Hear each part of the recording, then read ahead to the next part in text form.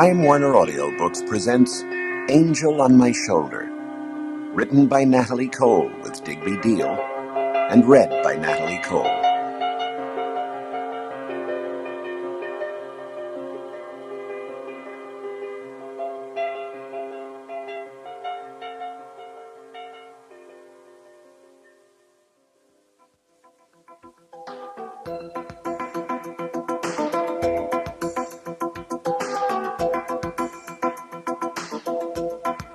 Daughter of Nat King Cole dies in Vegas Hilton Inferno. That was the banner headline from tomorrow's paper that I composed for myself as smoke poured under the door to my hotel suite. It was so thick it was getting hard to breathe. The corridor was nothing but a billowing black cloud. I couldn't see a thing, but I could hear the windows blowing out on the floors nearby, and the sound of breaking glass was getting nearer all the time. Going out the window of my room wasn't going to work. I was on the 24th floor, and I was trapped in the room with my bodyguard. The curtain was about to drop on the life of Natalie Cole. I knew what I had to do to prepare to die. Okay, I told him, reaching for the kit that held my cocaine and my freebasing paraphernalia. But if I'm going to go, I'm not going straight. Looking back on the roller coaster ride of my 31 years, I couldn't help but marvel that this headline could have been written several times before. Only the demise would have been different. There could have been, daughter of Nat King Cole, high on LSD, leaps from 20th floor dorm window, when I was in college. Not too much later, I barely missed, daughter of Nat King Cole ODs on heroin in tenement drug den bathroom. That would be around the time my singing career was getting started. Each time someone had intervened, make that someone with a capital S. There was always a hand there that just kept plucking me out of situations when I should have perished. My survival was so miraculous that there was no one else who could have done it but the Lord. It was February 10th, 1981, and Bill Cosby and I had just finished our headline engagement in the Hilton showroom the night before. Uncle Bill, as I fondly called him, left town right away. But rather than returning home to Los Angeles, I decided to stay on in Vegas for an extra day. Besides, it was something of a family reunion. My dad's sister, Aunt Bay, and her daughter, Cousin Janice, as well as my cousin Eddie, had rooms down the hall from me. We were all there to see my dad's brother, Uncle Freddie's performance the next night. Thank God I'd already put Robbie, my 4-year-old son, and his nanny on the plane home. I was looking forward to my first time off in more than a month, and for the moment it was just me and my bodyguard, Nate Bowman, in the room. Nate was 6'10" and weighed 250 pounds. It wasn't long before we heard a bunch of shuffling in the hall as people left their rooms. But I had no intention of hiking down the 24 flights of stairs to the lobby. I figured that if it was bad enough to evacuate, I'd get a phone call from the hotel management. "Shouldn't we be getting out of here?" Nate asked repeatedly. By this time, I could hear the clanging of the exit doors opening and closing, and the echoing of many footsteps in the stairwell. I wasn't worried about Nate and me, but I wanted to make sure that the rest of my family was okay. I called my cousin Eddie in the adjoining room. No answer. I thought that was strange because he had been there only a few minutes before. I knocked on his door and then went inside through the connecting door. He was gone. I grabbed Eddie's phone and called Cousin Janice and Aunt Bay. I still wasn't concerned for myself, but Bay was 60 and Janice, at 5 feet even, weighed at least as much as Nate did. Both of them would need a little head start to hoof it down to the lobby. "Go on downstairs now," I told them, "just a precaution. You're probably making this trip for nothing." I told Nate that I was going to take a shower. About 20 minutes later, I stepped out of the bathroom, and Nate said once more, "I think we need to get out of here." This time, I believed him. I put on my robe, got my purse, and opened the door. The smoke in the hall had become really thick. I knew there were exit signs out there somewhere, but I couldn't see them.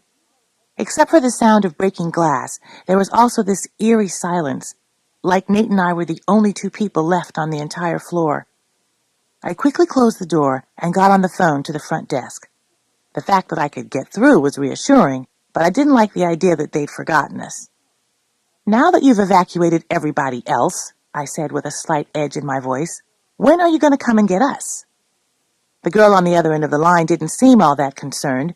She told us to be patient and that someone would be there to get us very soon. I'd no sooner hung up than the smoke started coming in under the door. I looked out the window. There were fire trucks everywhere, and a great throng of people was milling on the sidewalk below. Everyone in the crowd seemed to be looking right back up at me. I picked up the phone again. "What the hell is taking so long? We can't see a damn thing in the hall. You told us to stay in the room. We did that. Now we're stuck here and everyone else has split."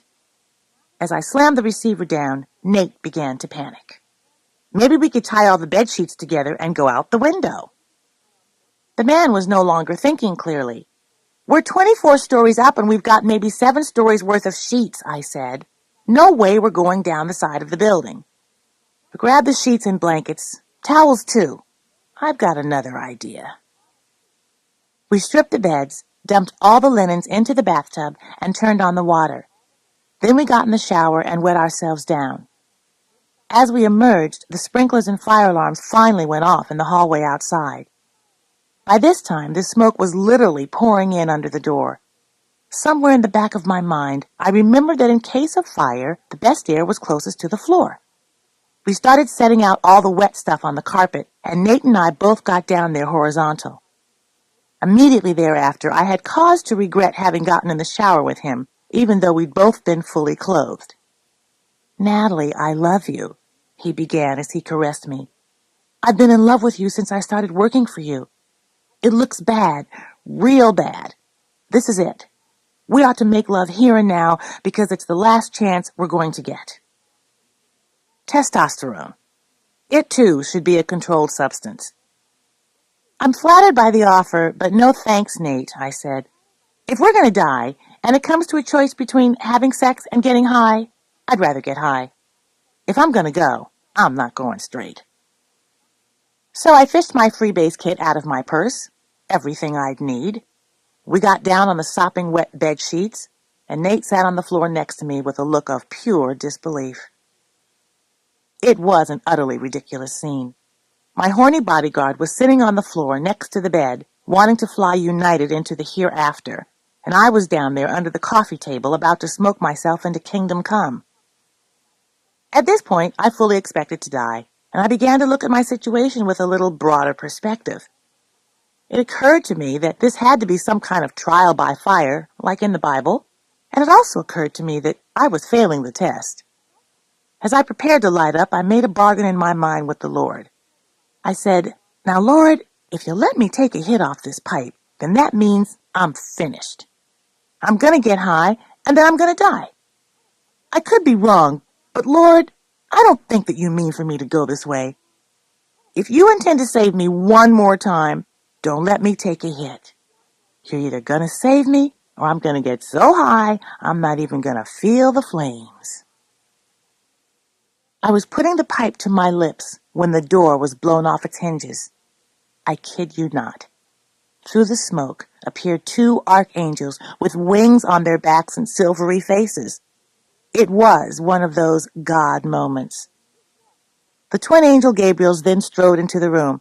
Honey, I was so amazed I dropped my pipe, and it took me a moment to realize that my angels were firemen in full regalia, with oxygen masks and tanks on their backs. They pulled us to our feet and led us out into the hallway. Everything was black. The floors, the walls, the ceilings. The smoke was mostly gone, but it was like walking through a forest strewn with dead leaves. Everything on the floor just crackled.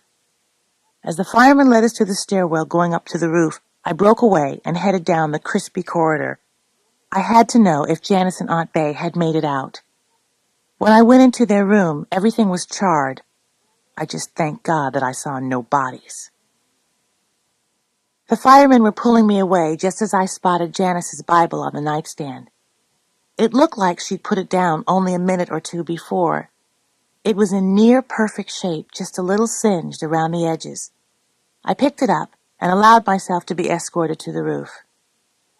There they loaded Nate and me into the helicopter, and within a few moments we were climbing into the air over the lights of Las Vegas, headed for Sunrise Hospital. The doctors and nurses of the ER were waiting for us when we arrived. I was still clutching Janice's Bible as I was wheeled in on a gurney, thinking that it was a miracle that both of us, the Bible and me, were still here. Physicians examined both of us and took x-rays. Nate suffered from smoke inhalation, and the damage to his lungs was quite severe. His lungs never fully healed, and a few years after the fire, he died from respiratory problems. Although Aunt Bay came through the fire in good shape, Janice suffered from smoke inhalation from the walk down to the ground floor. A few years later, she too died from a lung condition. Me? I was fine. I had no smoke damage to my lungs, none at all. I know how I did this, and I didn't do it alone. Nate had really bad smoke inhalation from that experience. I had none, and we were in the same room the whole time. That's not some physiological thing. That ain't nothing but God. I feel as if an angel intervened to save my life that night, just as had happened many times before, and has been the case many times since. I couldn't help but believe, then as I do now, that God put me on earth for some particular reason, and He is not done with me yet. I was born into a life of extremes, and I have led a life of extremes. I was born with both the blessing and the burden of my family legacy, which have given me both some of the greatest advantages and some of the greatest disadvantages a person might hope for. The one quality God has given me, which has perhaps contributed the most to the extremes I have lived, is impulsiveness. This impulsiveness has allowed me to step out on a limb time and time again, and it fueled my courage to pursue a singing career despite my mother's disapproval and the huge shoes my father left to fill. It enhanced an adventurousness which made me willing to try just about every kind of music and musical style: jazz, rock, rhythm and blues, opera, and even the beautiful music my father made famous. It has allowed me to grow and grow and grow in every way. But growth is not always easy. It can be so very, very painful, and it involves making mistakes. In my case, I made many mistakes, and many big mistakes. Impulsiveness has also been my curse. If the upside of impulsiveness is spontaneity, the downside is recklessness. My impulsiveness includes the strange and dangerous desire to taste every kind of experience on earth. Looking back, it seems that I dove headfirst into every black hole I encountered, and before I knew it, I was stuck and having to claw my way out. I saw my boyfriend shooting heroin, and of course I had to try it, right then and there. A fellow addict showed me how to print up bogus checks. I had to try that too. Nothing, it seemed, was too high or too low for me to try on for size. The curious thing is that no matter how low I have fallen or how high I have flown, I always have felt that God was there for me and that I could talk to Him. Although I may have stretched things to the limit, I've always felt that God forgave me over and over again, that His angels have been present in my life both in bad times and good, and I've always hoped that one day I would redeem His faith in me. My life has been a series of miracles. There's so much I have learned, and through the grace of God I have lived to tell the tale. It is my hope that the story will offer hope, help, and insight to anyone who needs it. I believe that this might be some of what God and His angels have been literally saving me for.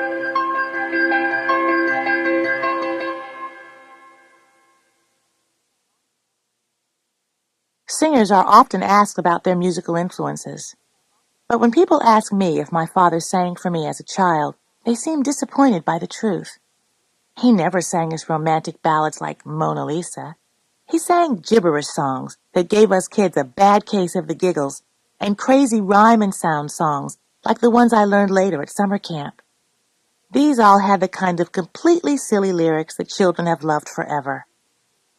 I cherish those memories, and I love the fact that when he was home, he was just being Dad. He wasn't performing. He really spent what has become known as quality time with us. The flip side of that was that he was gone for weeks, sometimes months at a time. When you make your living as a singer, you have to go where the gigs are. Dad's music was great, but then there were so many great sounds that came into our ears when I was a child, so much wonderful music. My parents wanted us to have this cacophony of stuff: jazz, classical, Broadway, rock, opera, pop, you name it, and we would catch every note of it. Early on, I was madly in love with Elvis Presley. Of course, Dad wasn't into that at all. He used to say, "Mr. Cole does not rock and roll." But Baba, my Aunt Charlotte, knew how much I loved Elvis and his music and took me to one of his shows at the Palladium.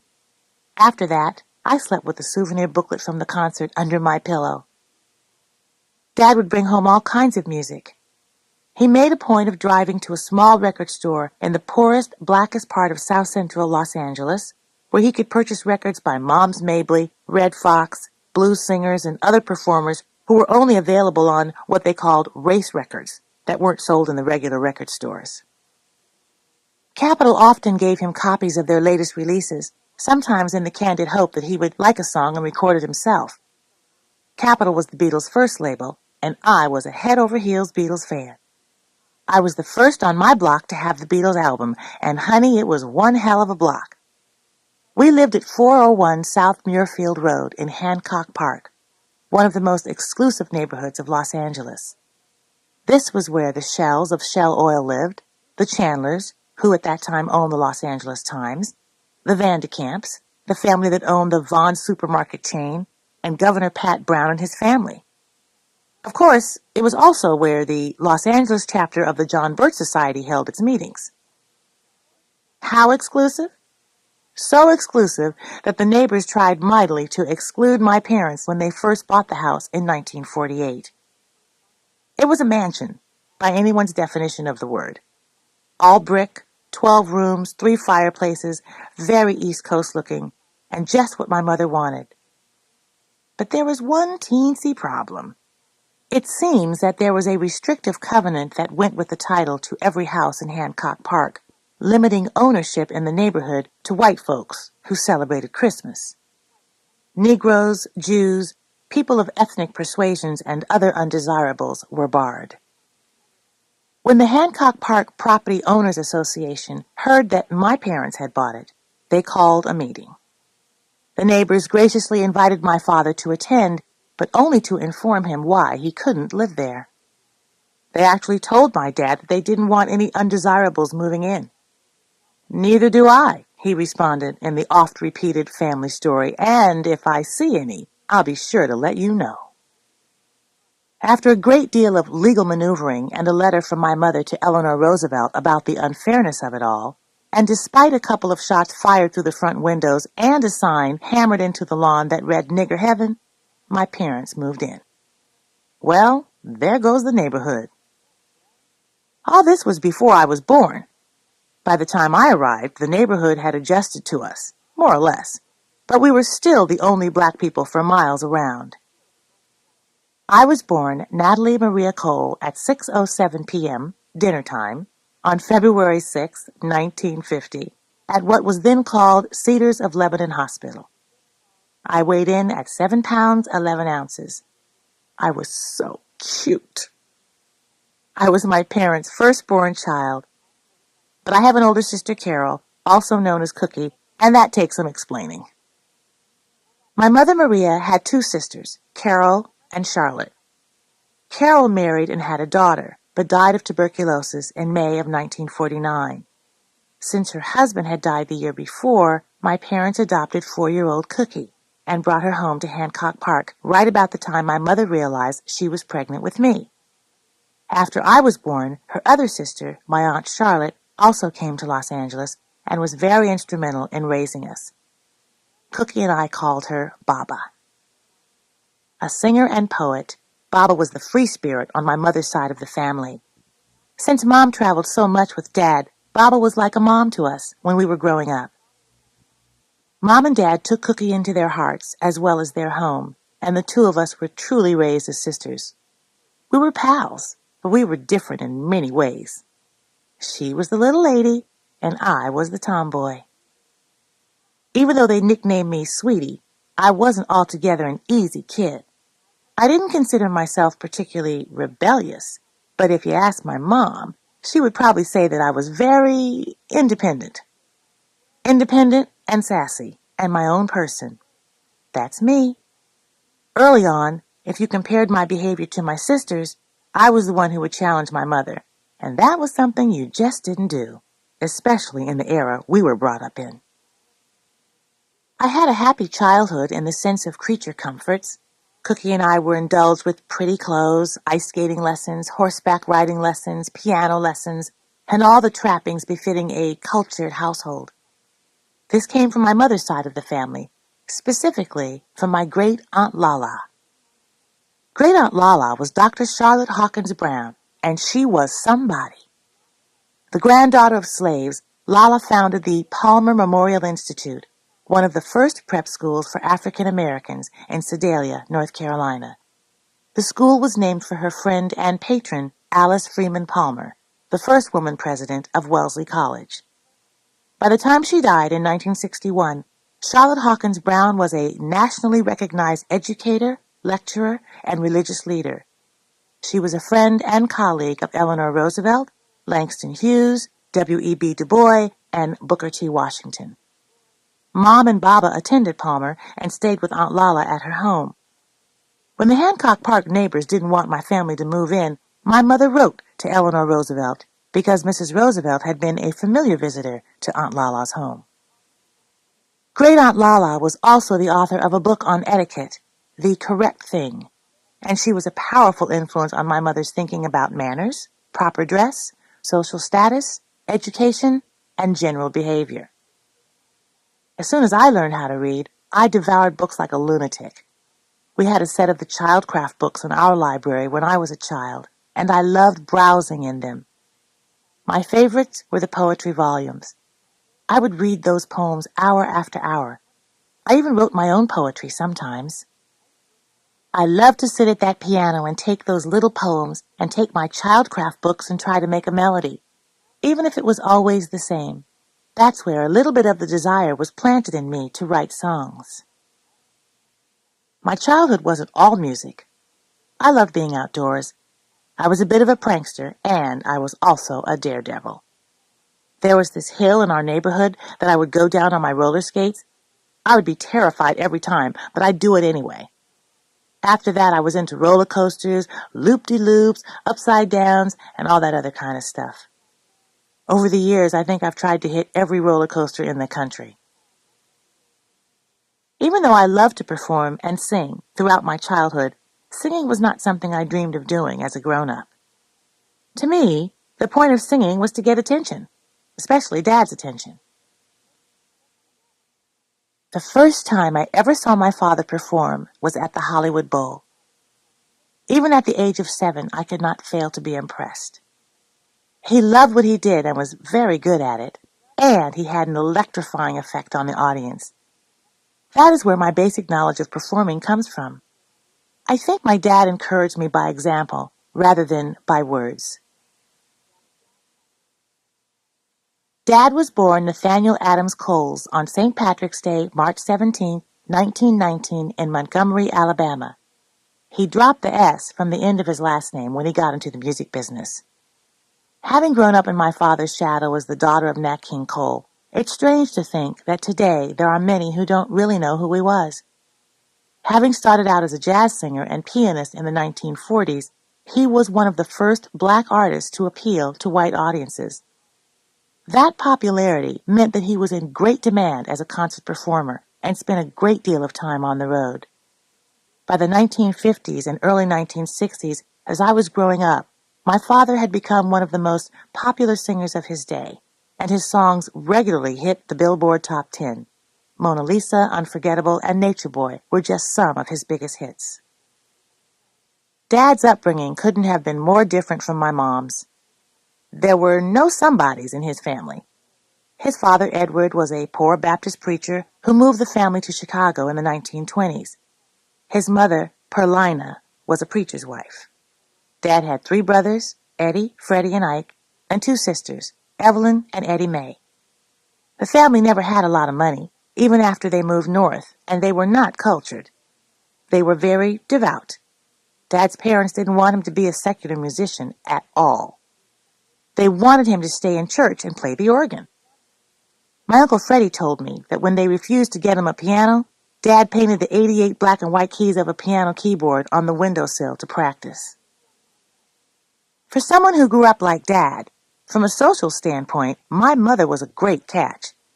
She was a beautiful, light-skinned woman of elegance and refinement, and he was a dark-skinned man without a lot of education who could sing and play the piano. Despite his wealth and notoriety, Dad was the one who had married above his station, and my mother's family would never let him forget it. With the notable exception of Baba, my mom's sister, her family generally disapproved of him. The mutual distaste between the two sides of the family created a lot of tension in my parents' marriage and made life awkward for us kids as well. Mom made it pretty clear that she didn't have much in common with Dad's relatives, except Dad. My father was a populist. He loved movies and took us frequently. Our family watched a lot of TV, too. In 1956, my father made history with the Nat King Cole Show. I don't think we kids ever thought about there being anything historical about his program. For us, it was just great to see Dad and some of his friends that we had grown up with, such as Mel Torme, Ella Fitzgerald, Tony Bennett. It was a good thing that the Nat King Cole Show wasn't competing with I Love Lucy, because my sister and I were loyal viewers of both. TV watching aside, there was always a lot going on at our house. I was 8 years old the first time I went away to Camp Martin Johnson near Irons, Michigan, and I was devastated. Cookie and I were being sent away for 8 weeks with a bunch of kids I didn't know. 6 weeks later, I didn't want to leave. It turned out to be one of the most wonderful experiences of my childhood. I went back to Camp Martin Johnson the following 3 summers and developed a pattern of staying in Chicago for about a week before and after camp with a friend of my mother's named Okie Lawson. She was black and she was not by any means wealthy. I saw a whole other side of life with this woman. There were block parties and rent parties where everybody danced to lots of terrific music. We were on the brink of the Motown era. Oh, and a block party is when they block the street off and you pay 25 cents to get in. No one ever locked their doors. I wasn't raised in an environment like that, so this was an eye-opener for me. Plus, there were a whole lot of black people, not a common sight at home. I remember laying out on Aunt Okie's porch at night. I could hear music up and down the block, and I loved what I heard. Shop Around by the Miracles, later renamed Smokey Robinson and the Miracles, Tonight's the Night, and Will You Love Me Tomorrow by the Shirelles, later Dancing in the Street and Nowhere to Run by Martha Reeves and the Vandellas, and on and on. It was a graduate seminar in R&B. Looking back on it now, I suspect that the camp and my stay in Chicago with Okie was one way my parents were gently introducing me to the real world. And if Chicago was the real world, I thought it was great. I was still singing, but my family and friends were still the only audience I ever thought I'd have. Carol and I sang with Dad from time to time, but only because it was cute. In 1959, Carol and I were old enough to accompany Dad on his trip to Mexico City for his Cole Espanol album tour. People loved my father in Mexico and loved his music. And while we were there, my father took us to see murals by Orozco, Siqueiros, and Diego Rivera. It was also another step in my gentle immersion into real life. This was the first time I saw how poor people lived. Mom wouldn't have wanted us to be exposed to that kind of environment, but Dad did, and he won out because Mom was home taking care of my new brother, Kelly. I was no longer the baby of the family. My dad had always wanted a son, and when I was born, they thought I was going to be him. When that didn't work out the way they planned, they eventually adopted a baby boy in July of 1959. They named him Nathaniel Kelly Cole, but everyone just called him Kelly. In April of 1960, Ebony, the publication that is considered the Black Life magazine, did a cover story ostensibly written by my dad, but aided greatly by a staff reporter, I'm sure, entitled Why We Adopted Kelly. When they were considering adoption, Dad had made a big point with the orphanage of wanting a kid with an athletic bent, someone who loved sports. Until Kelly came along, I tried very hard to be the boy in the family and pretty much succeeded. Dad liked sports cars, the fights, he liked baseball, and I liked everything my dad liked. Even if I didn't like it, I still liked it. Like eating sardine sandwiches, because that was my way of getting involved in whatever he was doing when he was home, so we could spend time together. The spread in ebony on Kelly's adoption was not atypical. Throughout my childhood, and even before that, there was always a fascination with the Cole family in the black press. Looking at it from a historical point of view, to many people we were the Black Kennedys. Like the Kennedys, when we traveled as a family, we did so in grand style. Undoubtedly, the most important trip I took as a child was in May of 1960, when my father went to England to sing for Queen Elizabeth. We stayed at the Savoy Hotel in this big, fabulous suite. Of course, we seemed to be the only black people in the whole city. I was too young to go to the performance at Victoria Palace, where Dad sang for the Queen, but that wasn't particularly unusual. Most of the time, when we went with Dad on tour, we didn't go to the concerts. From London, the family went on to Monte Carlo, where Dad sang for Princess Grace. Carol and I got special dispensation to travel to London, but most of the time Dad went on the road, we had to stay in school. No matter how much we wanted to travel, our education always took top priority. My mother gave me a lot of solid values, and even though I lost a lot of that footing for a period of time, I always came back to what she taught me. The fact that my parents traveled constantly meant that the importance of the holidays as family time was magnified. And of all the holidays, Christmas was the most important. Like most kids, Carol and I would be awake at dawn on Christmas morning, sitting on the stairs, sneaking peeks at the presents, and waiting for our parents to put on their robes and slippers. After we'd torn open everything in sight, we were joined by Aunt Baba, Nana, our nurse, and Ida, our cook. I'm not sure why, but I seem to remember that we always had a big traditional Jewish breakfast on Christmas, often joined by some of our godparents, who were also Jewish. We'd all sit down to a mountain of fresh bagels and lox and cream cheese, white fish, gefilte fish, and scrambled eggs. And then we go upstairs and try to get into our Christmas dresses. Now, Christmas dinner at our house was a true Hollywood production. It was also a wonderful combination of my mother's stylish sense of elegant entertaining and my father's bigger-than-life sense of generosity. At Christmas, that table all but begged for mercy under the weight of an amazing assortment of foods. There was too much of everything. From the stuffed pig with the apple in his mouth to the 40-pound turkey, there was everything in between. Pâté de foie gras, platters of cheeses, gleaming bowls of salads, steaming heaps of vegetables, and an array of traditional Christmas cookies, sweet potatoes, apple pies, chitlins, yams, collard greens, macaroni and cheese, getting a little more black here now, fried chicken, perfect barbecued ribs, and lots of other southern dishes. All served side by side in the same silver serving dishes. Mom knew how much my dad enjoyed Southern cooking.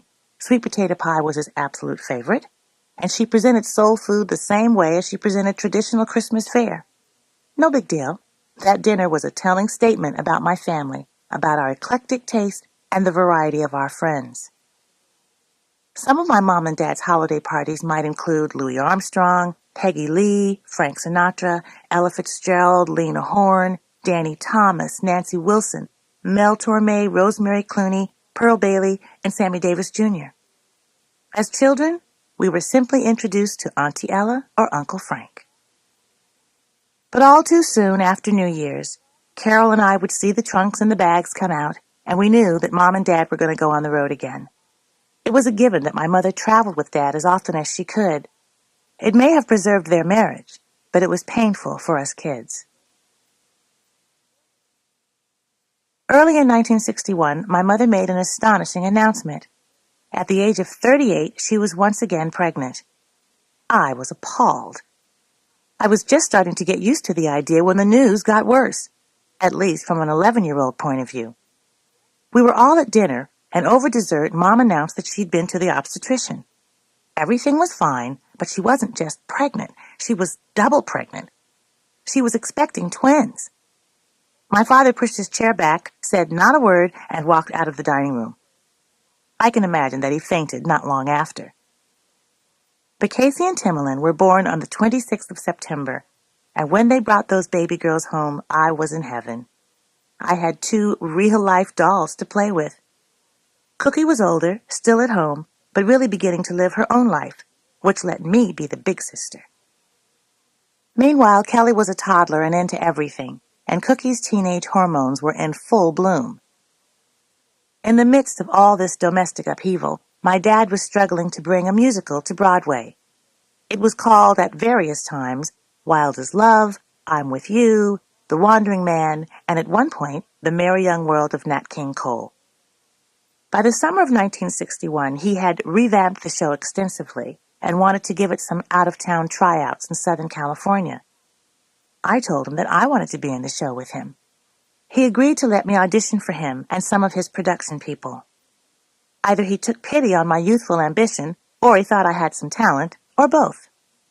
Whatever motivated him, he let me sing a song with him from Gigi that Maurice Chevalier sings with Leslie Caron. It's a bore. I only performed a couple of times in the show, first at the Greek Theater in Los Angeles and later in Riverside, California. I still remember how nervous I was that first night at the Greek. It was one thing going on stage and performing in front of thousands of people for the first time. The ham in me didn't have much problem with that. Going on stage with your father was quite another. I was absolutely beside myself with fear. I was sitting on stage on a stool. The curtain was just about to go up, and I said, "Dad, I can't do this. I'm going to laugh. I just know I'm going to laugh." When I get nervous, I start laughing. I can't help myself. And he said, "Sweetie, you're not going to laugh, 'cause if you laugh, I'm going to whip your butt." Showtime! Needless to say, I didn't laugh. In fact, my first review in Downbeat magazine noted, "The most appealing bit in the first half was It's a Bore, which Papa Cole shared with his daughter, 11-year-old Natalie. The child came across with poise and aplomb in singing and spoken lines and with every mark of a professional." I think my dad was proud of me because on the last night that I was performing in the show with him, he let me stay up late and take a bow with him at the end of the show. At the time, 401 South Muirfield Road may have been the only Democratic household in Hancock Park, and we certainly were happy when Kennedy defeated Nixon in 1960. Dad had sung at the Democratic National Convention in Los Angeles when JFK was nominated and was honored to be asked to sing at his inauguration in January of 1961. They were friends. Dad maintained his relationship with JFK pretty much to the end. The first time I ever saw my father cry was when John Kennedy died. Dad was at home watching TV when the news broke that Kennedy had been shot in Dallas. Then came the news that he was dead. I walked in from school and there was Dad, crying. He was a friend as well as an admirer of John Kennedy's, and I believe that affection was returned. The two men had a lot in common besides politics. One was the love of a good time. Another was surely the unrelenting pressure of living your life in a goldfish bowl. The Kennedys were not the only white family to face that difficulty, but the Coles were certainly one of the first black families to confront that problem. Perhaps because we were the first to have to deal with it, my parents did the best they could to prepare me for what I was stepping into. When I was little, the economic and social blessings of my heritage were right in front of me every day. God knows it wasn't much of a burden being the daughter of Nat King Cole, except that that was the sum total of who I was. As I got a little older, that burden got heavier, and I started asking myself, other than being the daughter of Nat King Cole, who else am I? Who was Sweetie or Natalie, other than my father's child? I found the answer disturbing. I didn't have an identity. At least, I didn't feel as though I had an identity. I was the daughter of, and whatever I had, it seemed to be because of him. Even in school, everyone knew who my father was, and I often felt as though I was just an extension of him. Always in the back of my mind I felt as though I never knew who my real friends were. I didn't know whether they liked me for me or because of who my dad was. Since I wasn't sure who I was either, that was an ongoing agony. Approaching life with this burden made me very insecure, and I went out of my way to get people's attention. I became a people pleaser. Whatever it took to be popular, to fit in, I did. I wanted so much to be accepted. That's where the angels came in, over and over and over. I made so many wrong choices looking for myself. I should have been dead many times over. I was a frequent caller on God's 911 hotline, but He has always answered, and for that, I'm eternally thankful. It has been a quest, a continuing journey in search of this person I know is out there, or rather, in here.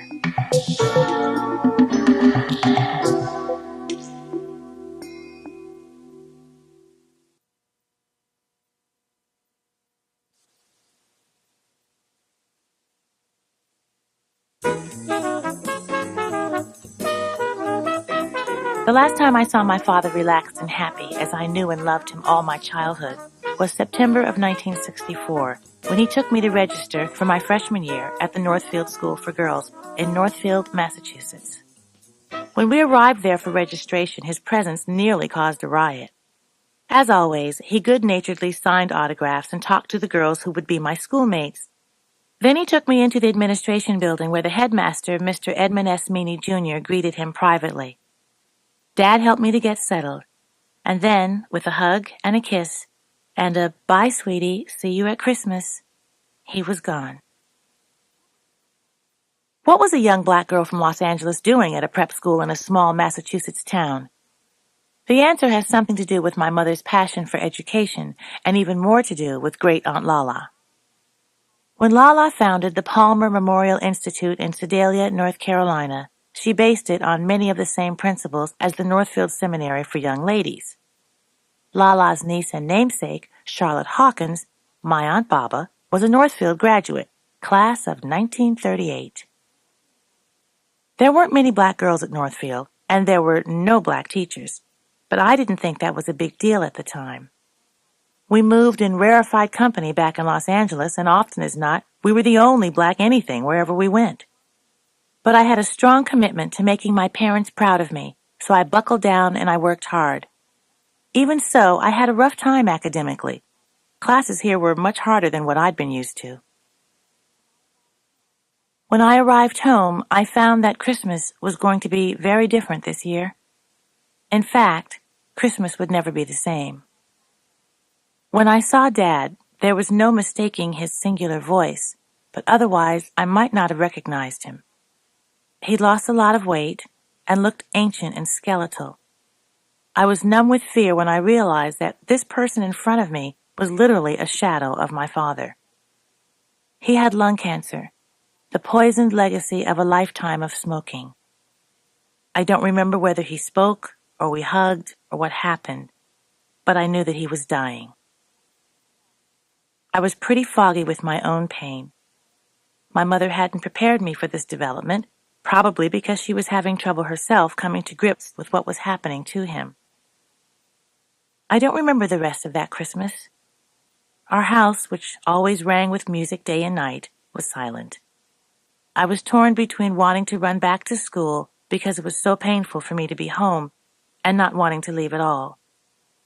Eventually, I returned to school in a daze.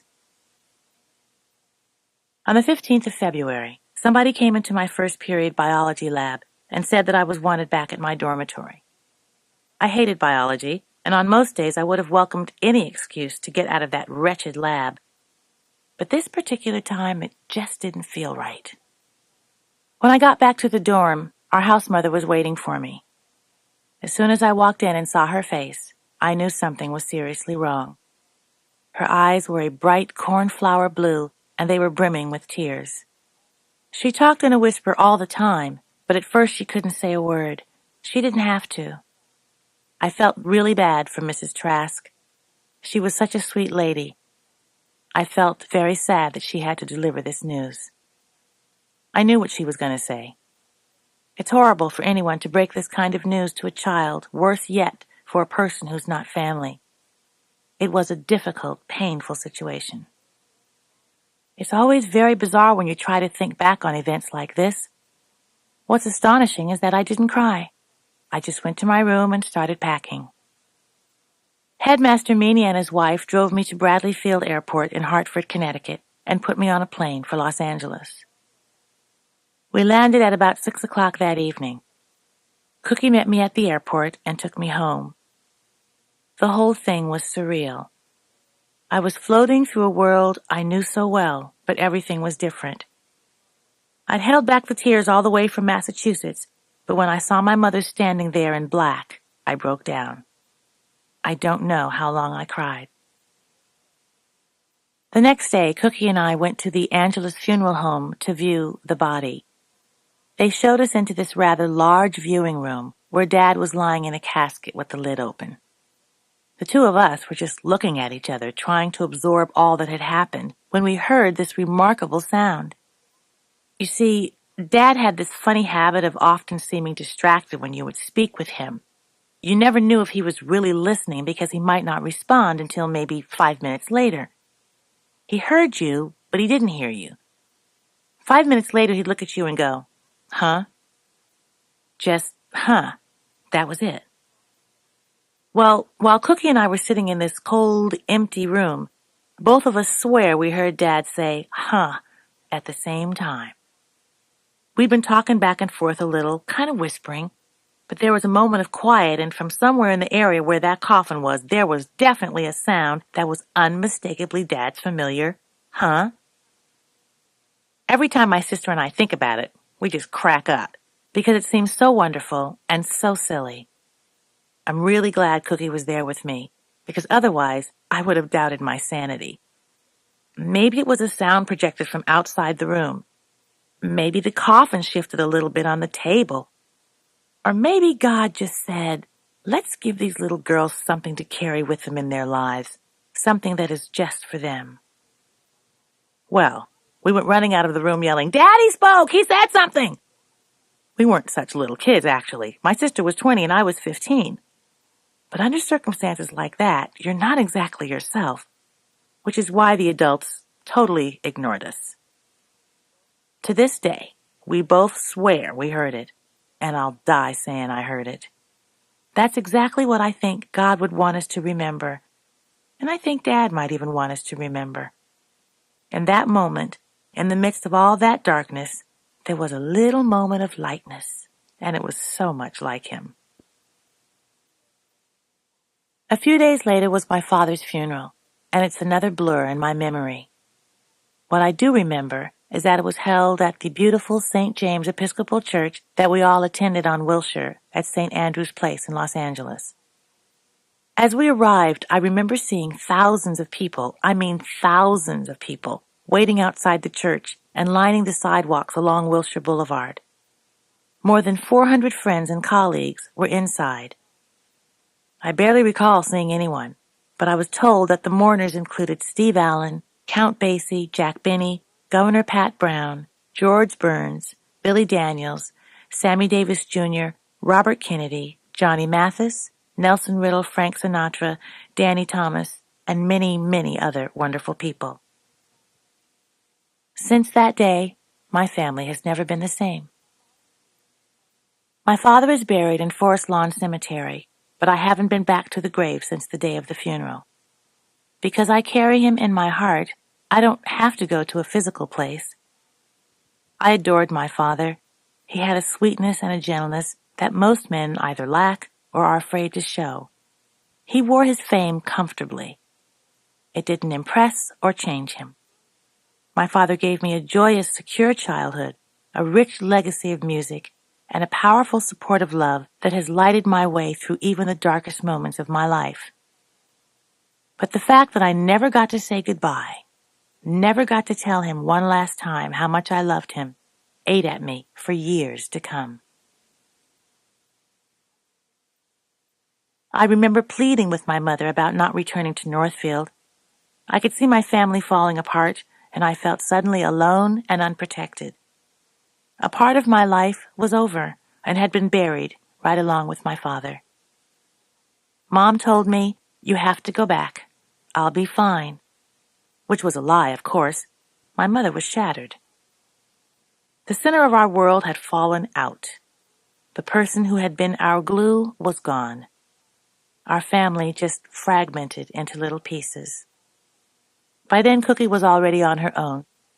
Mom stayed in Los Angeles with Kelly and the twins, and I went back to Northfield and proceeded to get into various levels of trouble. There were just too many hurdles. After my second year at Northfield ended, I had not been back home in Los Angeles for more than a few weeks when I got into big trouble. I was shopping at Bullock's Wilshire one afternoon, which is a department store, with my girlfriend. On that afternoon, I decided to try on a bathing suit and not take it off. I walked out without paying for it. I knew that what I was doing was wrong. I certainly had the money to pay for that suit. Yet at the moment, I felt a thrill, a strange kind of satisfaction as I walked out of the store with a stolen bathing suit. That thrill passed quickly when a security officer asked us to step back into the store, please. I've thought a lot about what would have caused me to shoplift at the age of 15. Several psychologists were sure it was a reaction to my father's death.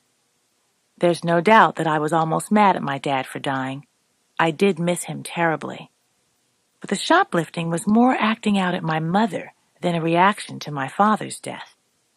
It was my way of rebelling, a way to get my mother's attention. When the people at Bullock's found out who I was, they were mortified. The head of security alternated between chastising and sympathizing as he accompanied me downtown to the Los Angeles Police Department. The police put a good scare into me and took me down to juvenile hall, but I was never formally arrested. At juvie, I was met by my dad's attorney, Leo Branton. He came to take me home. He was really very understanding, or maybe he just knew what was waiting for me at home. Maria Cole was breathing fire. If I had been trying, consciously or unconsciously, to get my mother's attention, I succeeded. She was furious. I had disgraced the family, marked myself for a life of troublemaking, and worst of all, I had somehow damaged the memory of my father. I think my relationship with my mother changed drastically at that point. Immediately, she sent me off to a psychiatrist. She then decided that I needed to get a job. I guess she thought I needed to do something with my time and not spend it in stores where I would be tempted to shoplift. I spent the rest of the summer working as a switchboard operator and receptionist at a sanitarium.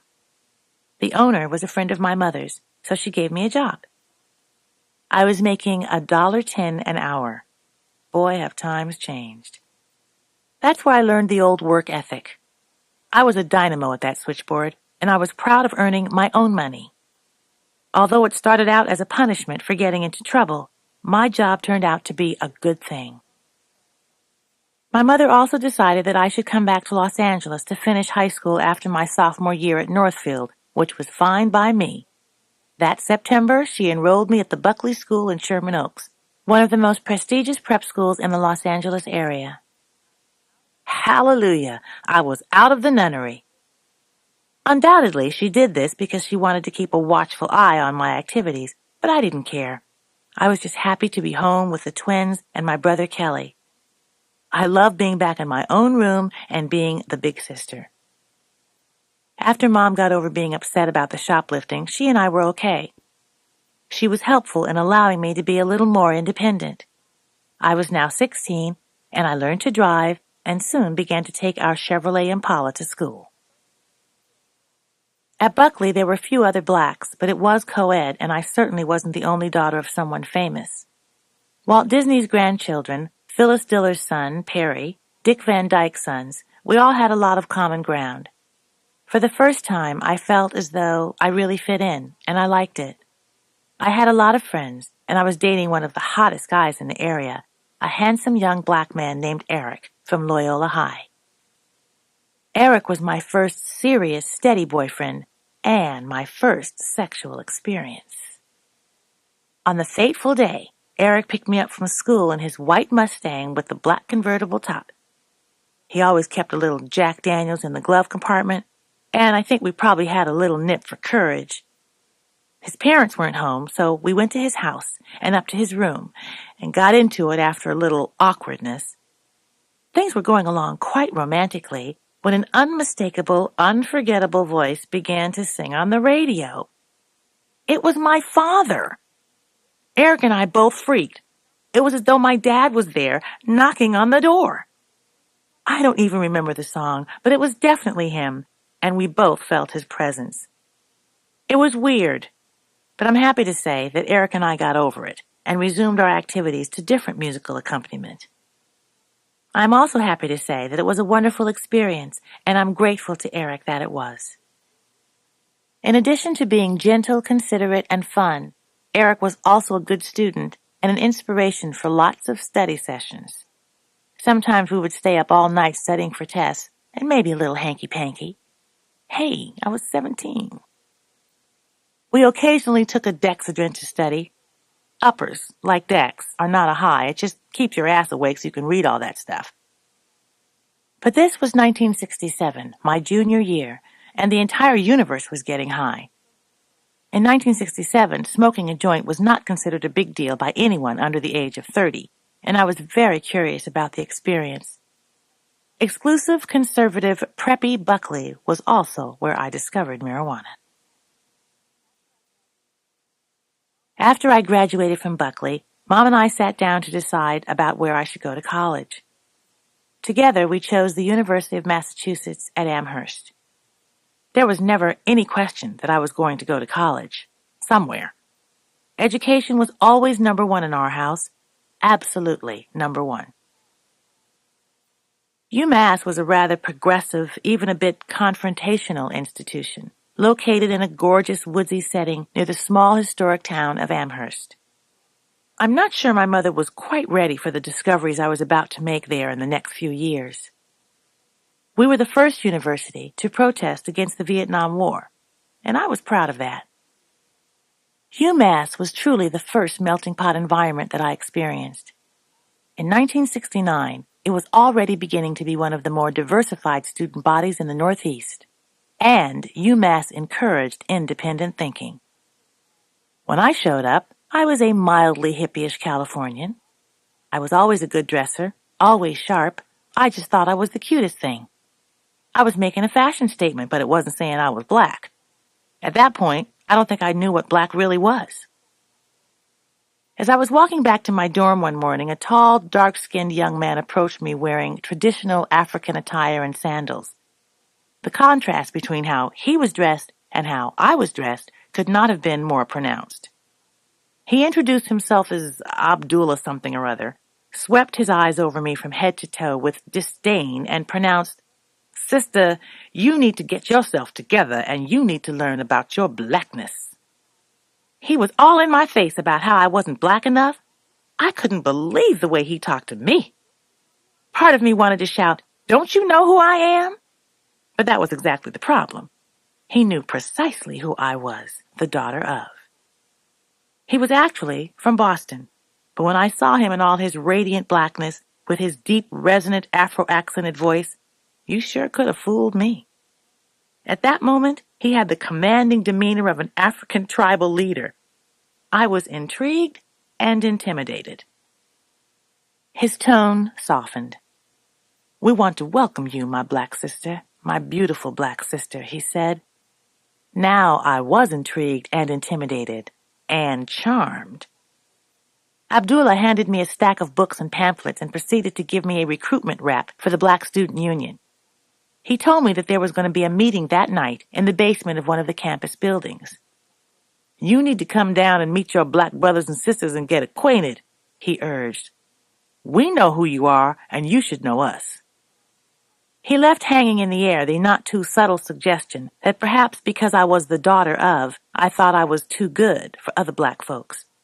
And after he departed, he left me standing there with my mouth open. Up until that time, there just hadn't been a lot of focus on my blackness. Dad was truly colorblind. He was an egalitarian. That was one of his strongest beliefs. Color did not matter. As a kid, I didn't really have any kind of a black experience, as far as having a lot of black friends or even tracing any of my roots. I'm ashamed to say that my knowledge of my family tree was and is rather scant. When I was about 12, I was a member of the Holiday Club, a club for black girls. Its members were the daughters of the black elite of Los Angeles. My dad was the only parent who was an entertainer.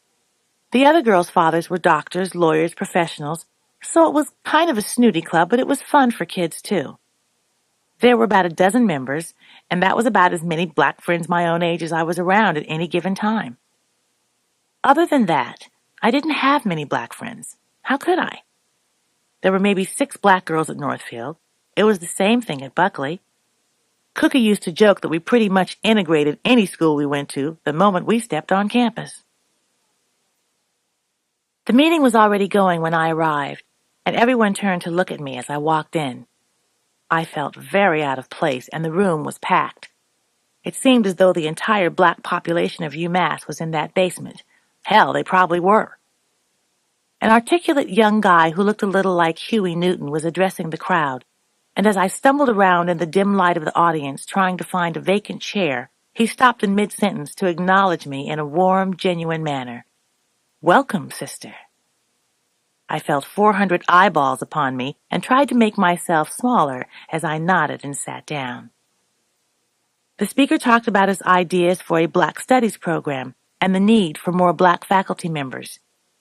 He said that the black student population at UMass had to act together to work for changes on the campus and to support the impoverished black communities nearby. This guy wasn't talking revolution or rabble-rousing. Well, maybe a little. But primarily, he was making good sense. Most black students at UMass were from the ghettos in Roxbury and Springfield. By the end of the meeting, I knew that this was a group of people with whom I felt at home. Thus began one of the most important periods in my life. I became very conscious of my blackness from a pride point of view during my time at UMass. I didn't realize how unique my upbringing had been till I got to college. Privilege had buffered me from the grittier aspects of black life in the United States. But once I started hanging out with the other black students at UMass, my cultural education really began. I began to make friends with many of the kids at the meeting, and they welcomed me warmly into their homes. I was amazed at other people's houses. First of all, they were small. That's the first thing you notice if you were raised in a big house like I was. Small, maybe not as clean, because they don't have people to do that, and Mama works all day. Lots of kids, lots of people living there, and then there were these smells. You're always smelling food, as if the people who lived there didn't do anything but eat. But that was their enjoyment. That was their pleasure. At UMass, my black friends would eat that Southern food all day long, and I'd be right up there eating it with them. My second year at UMass, I met a boy named Jimmy, who became my steady boyfriend. He was from the projects in Springfield, and he was very cool. He had a big afro and wore dashikis and those little granny glasses. He and I were this hot little item. He had wonderful hands, and he was a great lover. He made me feel good, and he helped me to overcome some of the emotional baggage I had carried about sex. As a child, I had been fondled several times by a male family member and had been exposed to his adult sexual desires. It was someone we all loved and trusted. As most molested children do, I had kept this secret tucked away and never spoke about it until Cookie revealed that he had touched her in inappropriate ways, too. Thank God for the honesty and support of my sister. But those early confusions faded away in the pleasure of Jimmy's love. And Jimmy loved being black, and I learned a lot about being black from being with him. I guess you could say that I went from being a little white girl in black skin to being a serious black sister. I thought I was a revolutionary. I grew this afro that went out for days. My mother almost had a heart attack. She didn't know what to do with me. She thought I was going to turn into Angela Davis. I worked briefly with the Black Panthers with their breakfast program for children and with the Head Start early education program for economically deprived children. I was very proud to be a part of that university and that academic institution.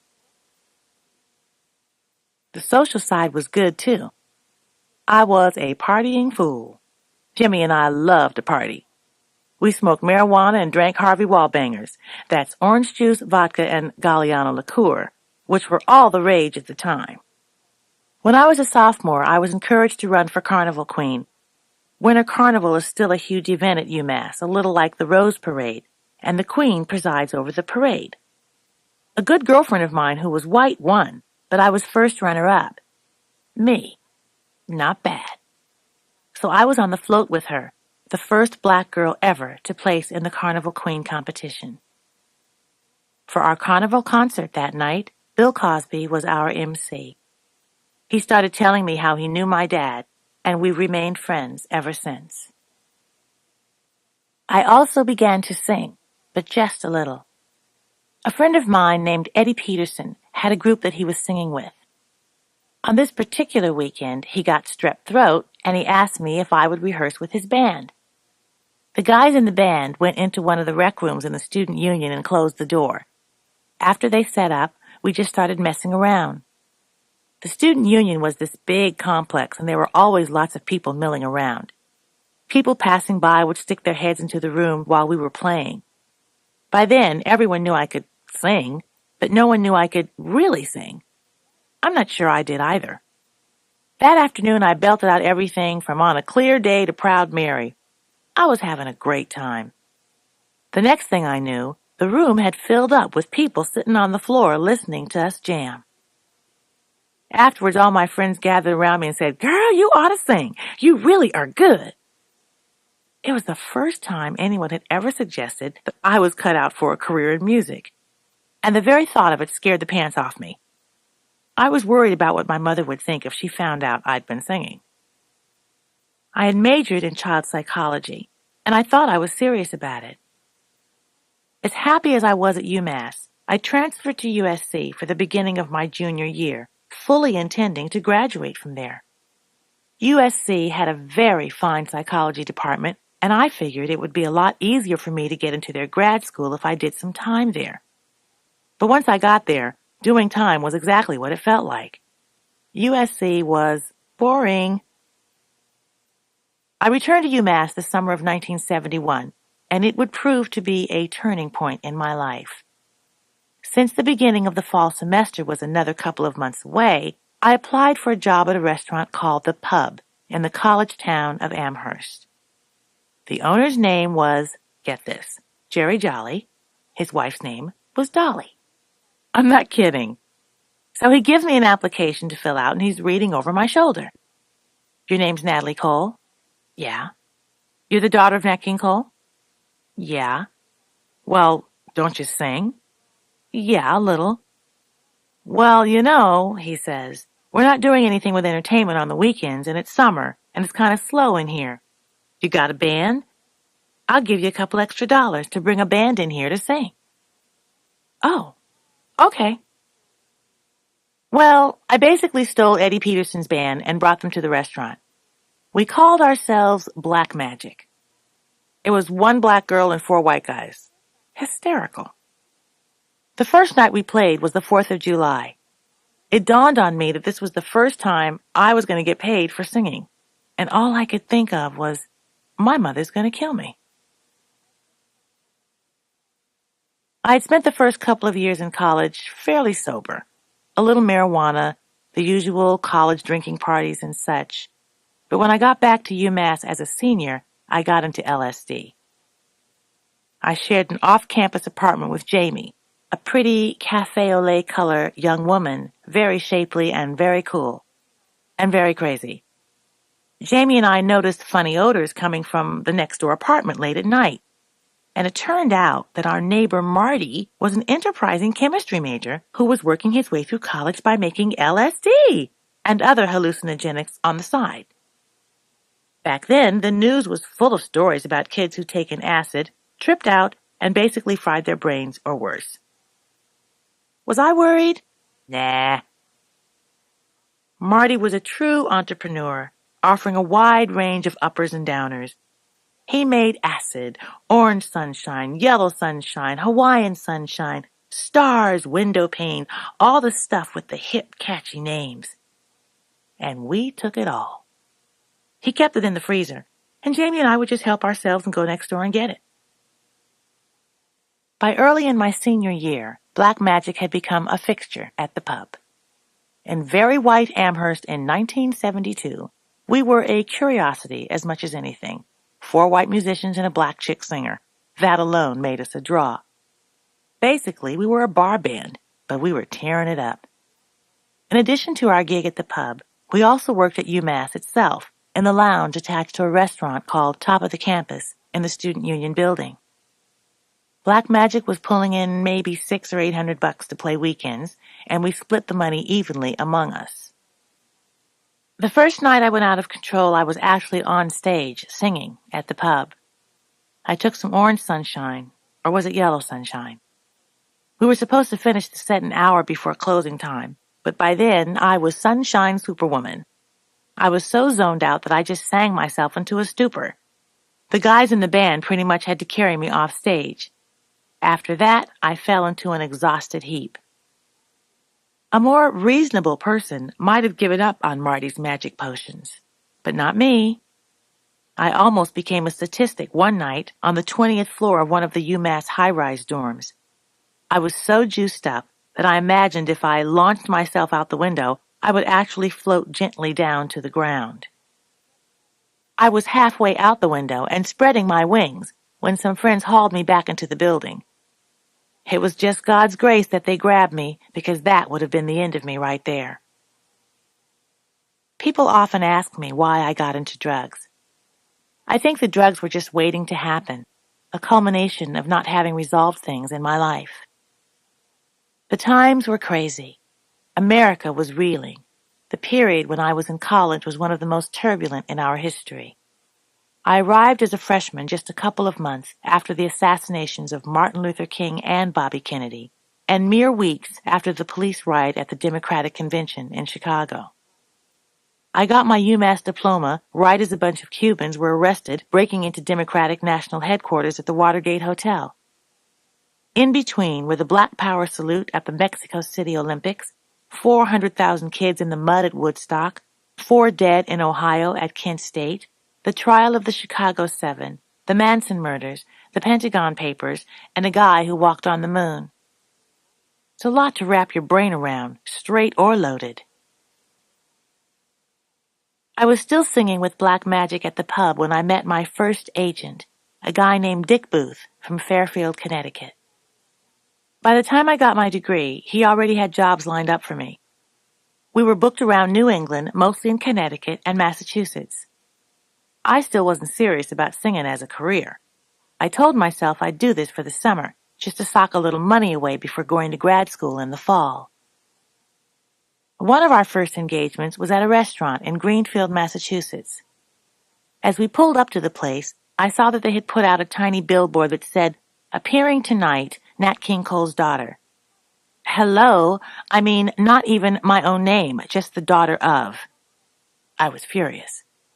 I told the manager if he didn't take down the damn sign, I wasn't going to go on. But the damage was already done. When the room was full, I knew that billboard was the reason why. I really hated that, but it continued to happen. I resented being asked to sing my father's music. How come they just couldn't appreciate me for what I was trying to do? I didn't know what I'd gotten myself into. I enjoyed what I was doing, but I didn't fully understand why I was singing, other than that people kept telling me, "You have a talent. You should be a singer." It was coming from everywhere around me, but I was fighting it. I was tremendously guilt-ridden by the fact that I knew I was supposed to be entering grad school. The last thing I felt capable of doing was thinking of trying to fill my father's shoes. The first thing on my mind was figuring out a way to tell my mother. By now the summer was almost over, and I'd struck a new bargain with myself. I'd do this for a year and hit grad school in the fall of '73. I avoided the topic for a couple of months until I finally summoned up all my courage and told her what I'd been doing. I also told her that I wanted to continue, at least for a while. Just getting those words out of my mouth was difficult. I could tell that she was disappointed, but her response surprised me. "If you're going to do this," she told me quietly, "you can't be with just anybody. You need real representation." At her behest, I parted company with Dick Booth, and late in 1972, she took me to New York to talk to the people at Creative Management Agency. We had no trouble getting an appointment because CMA had represented my dad. When we arrived, we sailed right into the office of the president, Mr. Buddy Howe. He connected me with one of his top booking agents named Steve Cooper. Steve and I are still friends to this day. He's terrific. Steve got me a lot of work. I sang my standard repertoire, songs like Honky Tonk Woman. Oh yeah, I used to do that stuff. And You Are the Sunshine of My Life, talking about from one extreme to the other. But my father's empty shoes kept following me everywhere. People still wanted me to sing his music. I had actually sung Mona Lisa once in Connecticut somewhere, but the place started crying, so I tried to avoid it if I could. We played the Catskills as a top 40 band. We could do top 40, or we could do rock. I must say, Steve did a great job for me. By the time I got a record deal, it was 1974, only 2 years after college, and I had already played in places such as the Bahamas, Bermuda, and even Madison Square Garden. We were almost constantly booked, and it wasn't long before Steve told me, "You're working so much that you really need a manager, someone who can guide your career." Steve introduced me to Kevin Hunter, a friend of his from Montreal. Kevin followed me around for several weeks before I signed with him. He came to my gigs and we'd talk afterwards. When we started talking about my career, I found him to be very smart, but the main reason he got the job was he never mentioned my father's name. These were the dues-paying days. I worked hard and didn't get a lot of money. When I first started with Kevin, we were doing 5 or 6 sets a night, 45-minute shows, 8 to 2 or 3 in the morning. Almost from the beginning, I sold the places out every time. I was doing a few uppers and downers and window panes during this period, pushing the envelope but getting reprieved every time. I had no idea how much I would need God's help in the next part of my life. My college years marked a major passage in my life. After my success at the pub, I was a bit of a local celebrity in my own right. Me, Natalie, not just the daughter of. By this time, I had a little money, and I was living in a beautiful garden apartment in Springfield, Massachusetts. I had a boyfriend. His name was Ricky, and he was as cute as could be, but kind of a bad boy. He should have been wearing a neon sign that read "Trouble," and the truth is, I have some bad in me, too. One day, my boyfriend and his friends were all shooting up. I asked to try it. Rick gave me a little mound to snort. Now, almost everyone who snorts heroin for the first time gets violently ill, but not me. For better or worse, I am blessed with a garbage can constitution. And no surprise here, I liked it. The only reaction I had was to get totally high. And so my introduction into the world of heroin. Eventually, I was hooked. I was working a lot with the band all the time now. In May of 1973, I was one of the last acts to work at the old Copacabana, where my father had had so much success early in his career. My heroin use was increasing. I wanted to go to the next level, from snorting to skin popping. I learned how to administer the shots myself. I went from skin popping once a day to twice a day to 4 times a day. But I had no trouble performing, so why not up the ante some more? I wanted to try the real deal. I wanted to learn how to shoot up. Within a month or so, Rick showed me how to shoot up. I was a very creative junkie. When shooting up into my left hand didn't work anymore, I remember looking for veins in my ankles. I hid my addiction from my mother. This was not as difficult as it would seem. Although my proper image-conscious mother would have been all over me for my drug use, her attention was diverted by the new life she was struggling to build for herself. By this time, my mother had been remarried for a few years, and had moved back east to a little town called Tyringham, Massachusetts. Her new husband was a screenwriter named Gary DeVore, who was white, pretty cool, Jewish, and about 15 years younger than she was. I was grown, so I wasn't looking for a father figure. Well, that's not exactly true. I was still looking, but in all the wrong places. My relationship with Rick ended after a physical altercation between the two of us. When he slammed me up against the closet door, that was it. I threw him out with his suitcase and his 2 Dobermans. A couple of weeks after I got rid of him, I got evicted too. By this time, I was so addicted that all of the rent money was starting to go to my habit. I got behind in the rent, and when I came home from a trip, the front door was padlocked. I pretty much lost everything and had to move into a small 1-room efficiency apartment with a Murphy bed that came out of the wall. I was going down fast into my addiction. I had become quite friendly with a guy nicknamed Tiny Tim and his wife, who lived in the Springfield projects. One night I was over at Tim's and I shot some brown heroin. Brown was the creme de la creme of heroin. I was in the bathroom, and before I knew it, I had collapsed under the sink. As I was going unconscious, I remember visualizing what the obituary headline would read. Daughter of Nat King Cole ODs in bathroom of tenement drug den. By the grace of God, that didn't happen. Tim and his wife saved my life. They may have been unlikely angels, but they were angels just the same.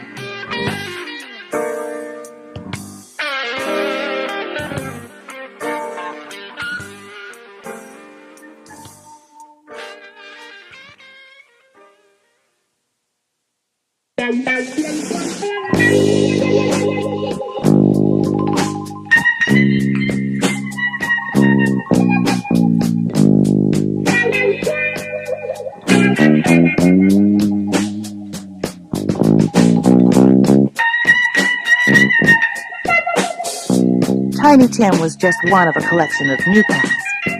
I no longer saw any of my old friends from UMass. Another was a hooker named Peaches who had been a heroin addict for years. Sometimes we would shoot up together. Now, Peaches was an expert booster. She was the kind of woman who could walk out of the A&P with an Easter ham wedged between her thighs. Hell, this woman could take a piano and no one would notice. Most of her thievery, however, didn't require such heavy lifting. Like Fagin with the Artful Dodger and Oliver Twist, Peaches had a little gang of light-fingered bandits who specialized in stealing welfare checks out of people's mailboxes, and she took it upon herself to instruct me in this fine art. Welcome to Felony 101, taught by an expert. Although I turned out to be useless as a thief, Peaches found me another assignment, counterfeiting and check fraud. 2 brothers I knew got some check stock imprinted with the names of corporations, and I started making up phony checks in relatively small amounts, $300, $600, $1,000 at the most. Chump change, really. They even set up a check writing machine in my apartment, and I started creating bogus checks. I had my own little startup cottage industry, right in my own 160-square-foot house. I lived a schizophrenic existence, felon by day, singer by night. It was as if I turned into another person, and I guess for a time I did. I started calling myself Lee Cole. Honey, I sure wasn't the daughter of now. Amazingly enough, I was still making this work. That's the insidious thing about heroin. You can still work, and to a point, you can still do a good job. Then you cross this invisible line and everything starts falling apart. You don't even know you've crossed the border into another country until it's too late.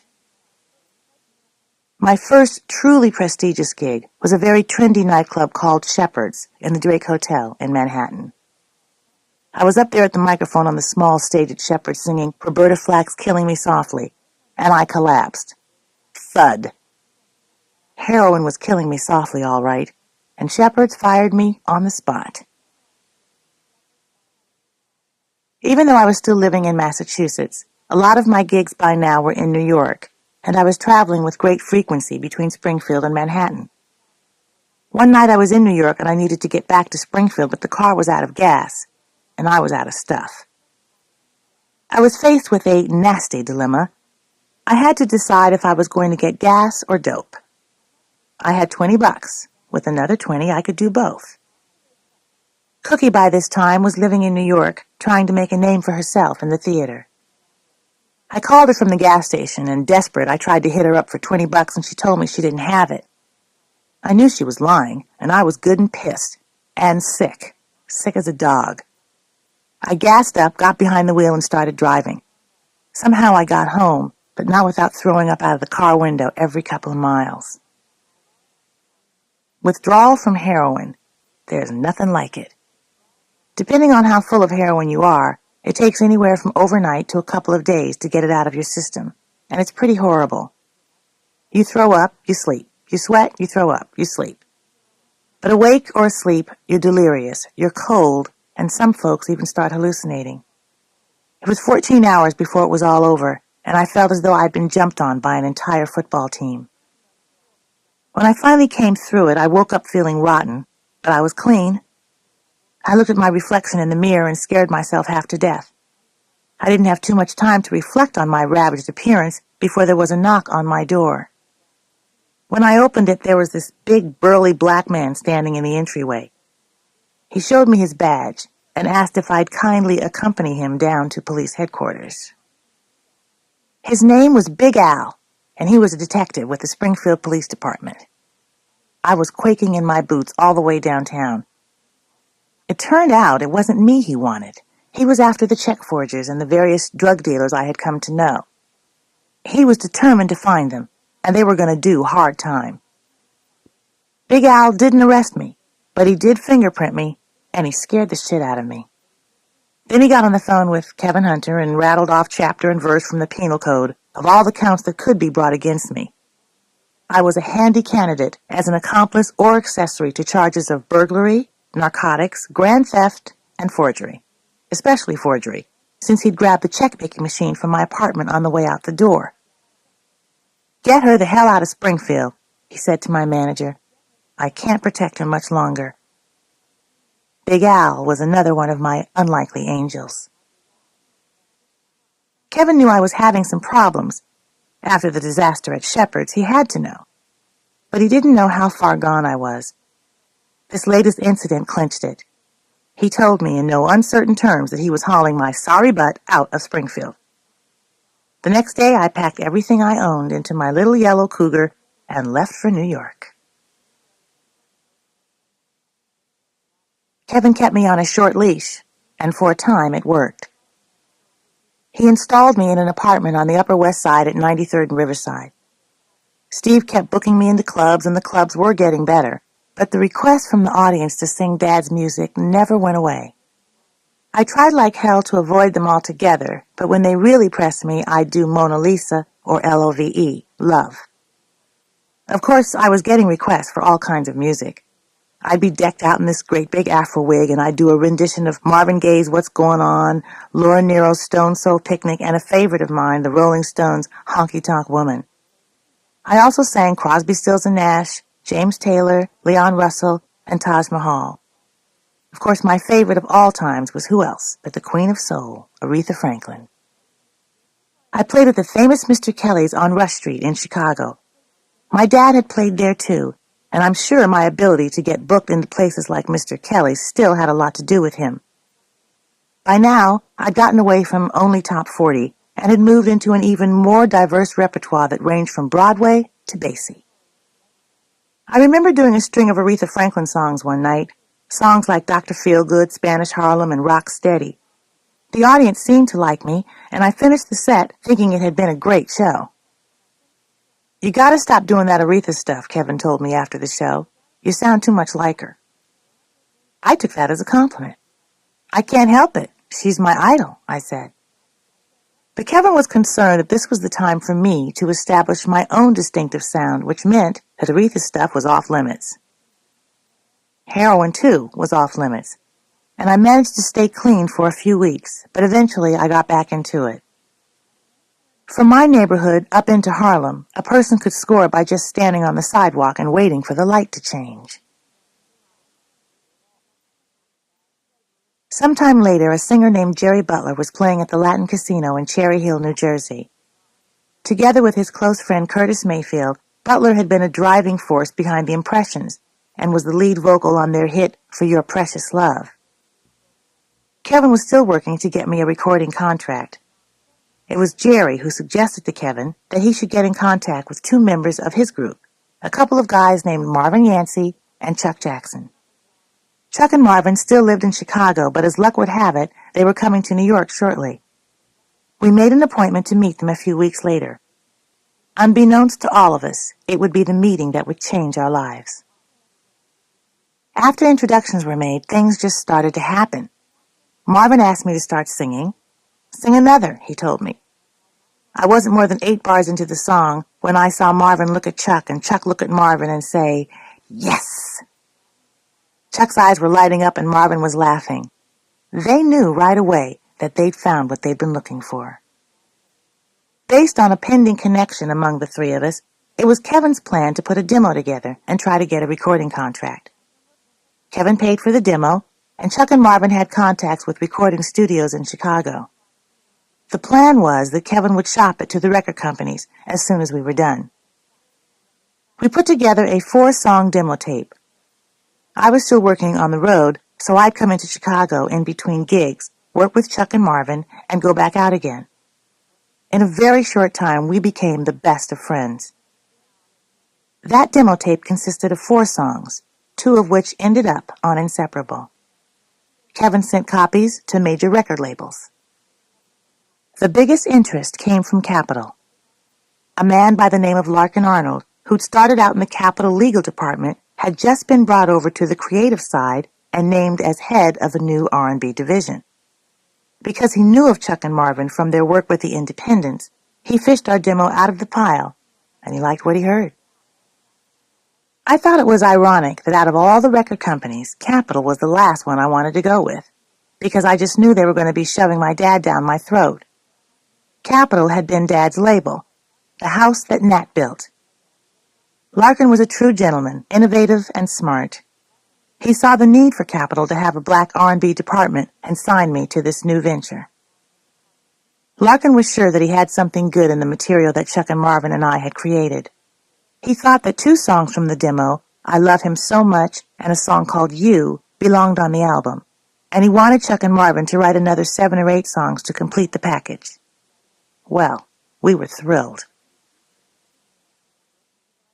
Since Steve Cooper and Kevin Hunter were both Canadians, they'd been able to get me a lot of work north of the border, and I still had several commitments in cities throughout Canada to fulfill before we could start recording. By stretching the truth, I guess I could say that my heroin habit was manageable, but I like to keep it close by, for security, you know. The band drove to our first show in Toronto, and I was going to fly in to meet them. We would then use our beat-up Volkswagen van to drive from one gig to another. I called that old orange van Shitty Shitty Bang Bang because of all the noise it made. We had just arrived in Toronto, and I was settling into my motel room when there was a knock at the door. I opened it, and what seemed like a platoon of Toronto police rushed in, both 2-legged and 4-legged. The cops started tearing the room up until they unearthed a little $25 bag of heroin along with my hypodermic needles and various paraphernalia from my suitcase. And I knew I was in deep shit. To make it all a little worse, the bust came right on my birthday, February 6, 1975. I was put in handcuffs and taken to police headquarters. After I was booked, fingerprinted, and photographed, they brought me into an interrogation room, shined a bright light in my face, and kept asking me, "Where are the kilos? We know you've got some kilos." It was like television or something. The captain or head detective really thought I was a big-time pusher. Of course, I couldn't tell them anything because I didn't know anything. I was kept in a holding tank until it was time to transfer me, along with some other female prisoners, to the women's prison. We pulled up to the prison door, and we were all put in a waiting room. One by one, they called out the names of the women in the group. Each one was given a set of jail clothes and told to hit the showers. Finally, a matron bellowed out, "Cole!" handed me a prison uniform, and pointed toward the shower stalls. As I headed to the showers, I offered up another bargain to God.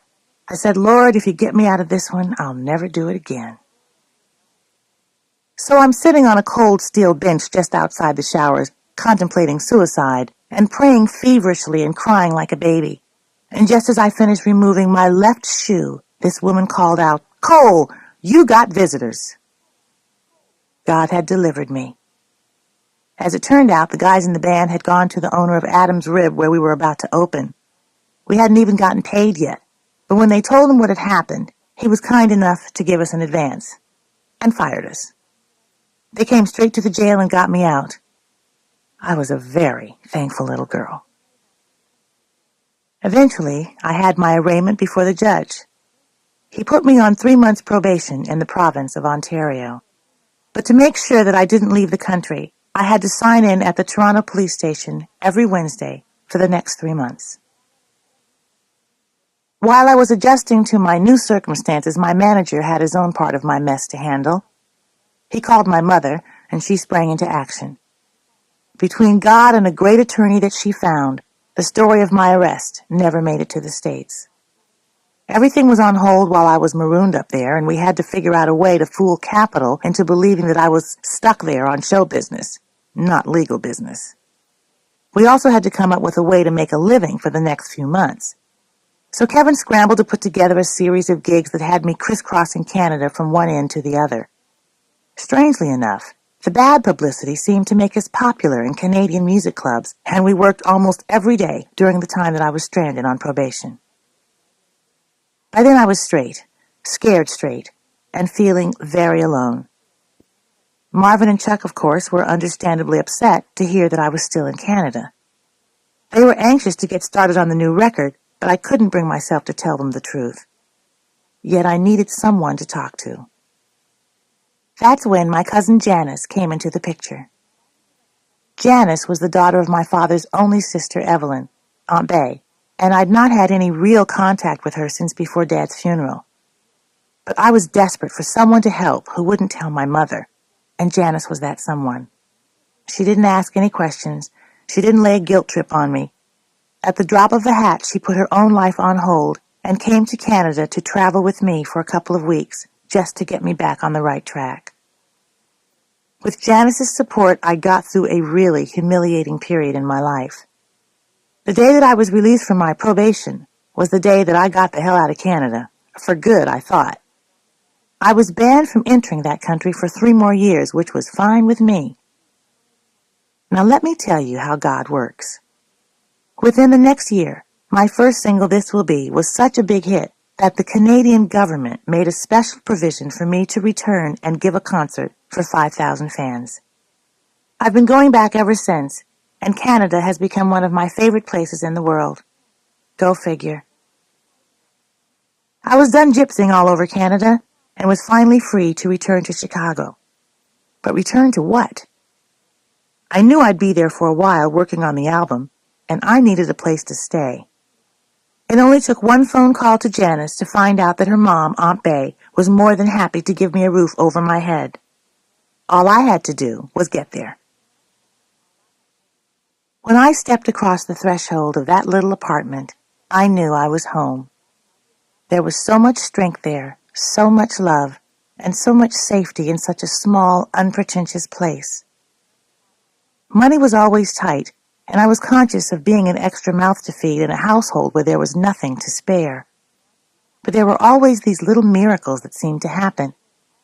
I remember there were many times when that refrigerator was empty when I would go to bed at night. I mean really empty. There would be a big bottle of water and maybe a plastic bag of carrots, but that would be about it. Aunt Bay would be sitting at the table praying as she did every night, and the next day the fridge was so full you couldn't even close the door.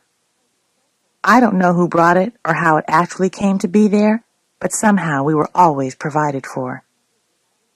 Janice and I now had an opportunity to get really close. Janice was something else. Both she and Aunt Bay had what you call a hotline to the Lord, and they made it their lifelong goal to pray for me and pray with me. Chuck and Marvin, of course, were very happy to see me back, and we worked on the album for the next few months. Musically, I was growing a lot. It was really through working with Chuck and Marvin that I found my true voice. Janice came to love Chuck and Marvin as much as I did. She attended all our recording sessions and eventually became our spiritual advisor. After we completed the recording, Chuck and Marvin saw to it that she actually got credited as our spiritual advisor on the album. One night after one of Bay's amazing meals, Marvin sat down and started playing the small upright piano that my father had given to Aunt Bay a long time ago. He composed the music for a song that would end up being a signature tune for me. The result was Inseparable, which later became the title song on our album. I couldn't believe it. There is nothing more thrilling to a musical artist than watching a song come to life and take flight. One evening, our executive producer, Larkin Arnold, said, "Look, you got 7 or 8 really good cuts here, but we just need one more something. Maybe it should be up-tempo with a little more energy." Chuck got up from his chair and said, "I've been working on this song," and he pulled this little raggedy piece of yellow paper out of his pocket and handed it to Marvin at the piano. Marvin played a few chords of what became This Will Be, and Larkin said excitedly, "That's it. That's exactly what we need." This Will Be became my first single. The day we wrapped the album, we were all excited. We went out and had a little celebration, and I came back that night as full of joy as I'd been in a long time. Every night when I went to bed, one of the last things I saw was Aunt Bay's little sign on the dresser that said, "Expect a miracle." I fell asleep believing it. The very next morning, Marvin called and asked me out, just him and me. No Chuck, no Janice, just us. "It's Good Friday," he said, "and there's somewhere I want to show you." The evening of that Good Friday, Marvin picked me up at Aunt Bay's and took me to the Fountain of Life Baptist Church, located at 43rd Street and Cottage Grove on Chicago's South Side. He led me to one of the pews and said, "I'll be right back." Honey, did he ever come back. The next thing I saw was Marvin Yancey striding down the aisle in flowing robes.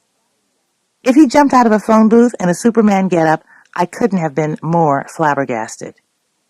He was not just Marvin, but the Reverend Marvin Yancey, Baptist preacher, producer, songwriter extraordinaire, and I was sitting amidst his congregation for Good Friday services. God had said to expect a miracle, but he hadn't said what kind. After the service was over, he apologized for springing his other life on me. He deliberately waited until after we'd finished the first album because he wasn't sure how I felt about him, and he didn't want anything personal to get in the way. Our relationship started developing then and there, and it had Aunt Bay's seal of approval. She called it providential arrangement. Larkin Arnold and everyone at Capitol were ecstatic with the album. Larkin made the rounds of influential black disc jockeys with This Will Be, but he didn't have to do much sweet-talking. The record began to take off.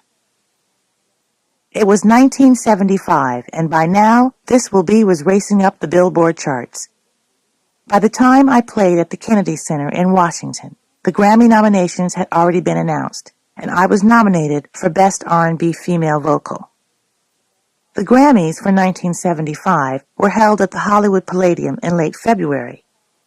Aretha Franklin had won the Best R&B Female category every year for the past 9 years. I took away number 10.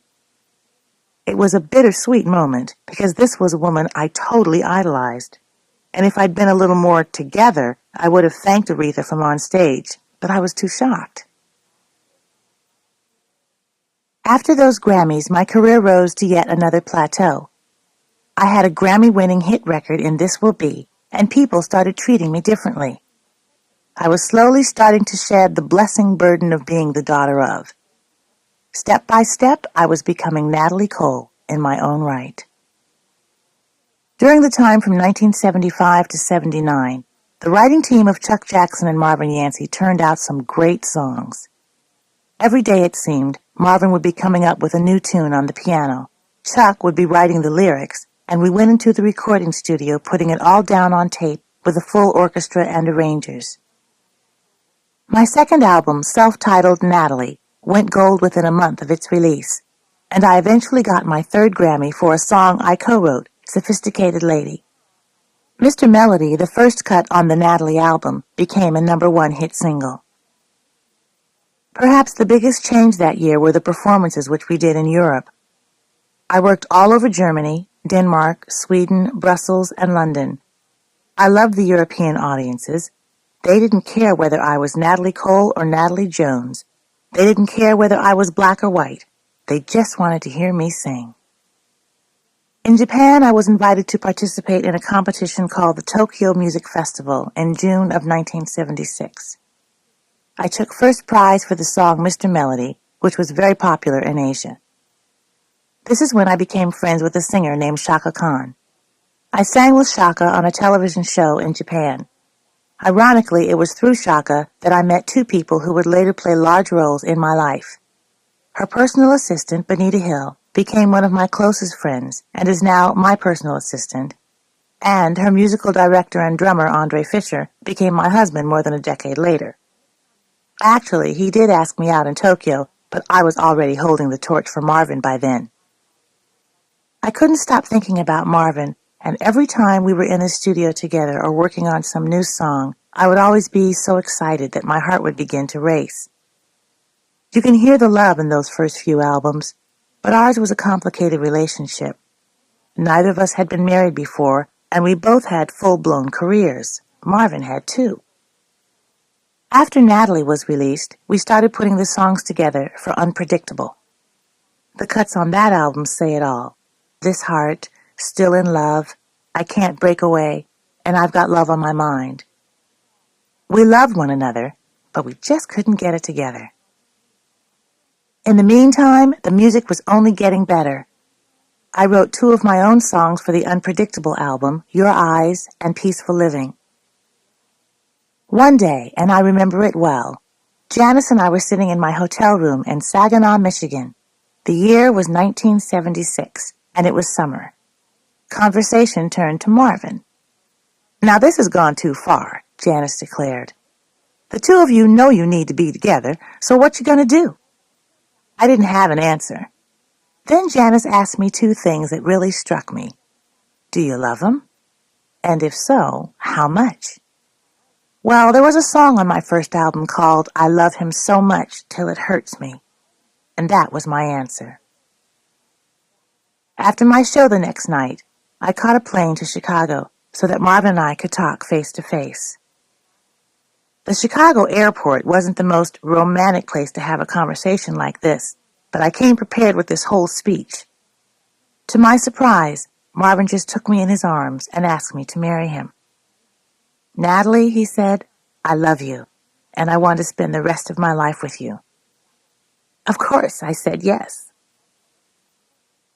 I didn't have another engagement, I mean the musical kind, for 2 days. So Marvin and I spent those 2 days in each other's arms, whether it was in bed or on the floor, or at the diner around the corner from Marvin's house. On the 3rd day, we decided on the spur of the moment to just go and do it. Forget the big wedding ceremony, forget the fancy dress, no invitations, no fancy dinner, no big media event. My wedding dress was loaned to me by a dear friend who was also a famous gospel singer named Albertina Walker. She and her husband, who was a minister, picked me up at Aunt Bay's house on July 30th, 1976, to take us down to the courthouse where we got our license. With Reverend Reynolds reading from the Bible, we took our vows and became Reverend and Mrs. Marvin Jerome Yancey in the back seat of their Cadillac.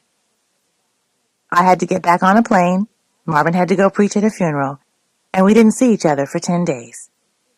But we knew that much of our marriage would be lived over long-distance wires, and we were just too happy to worry about that distance.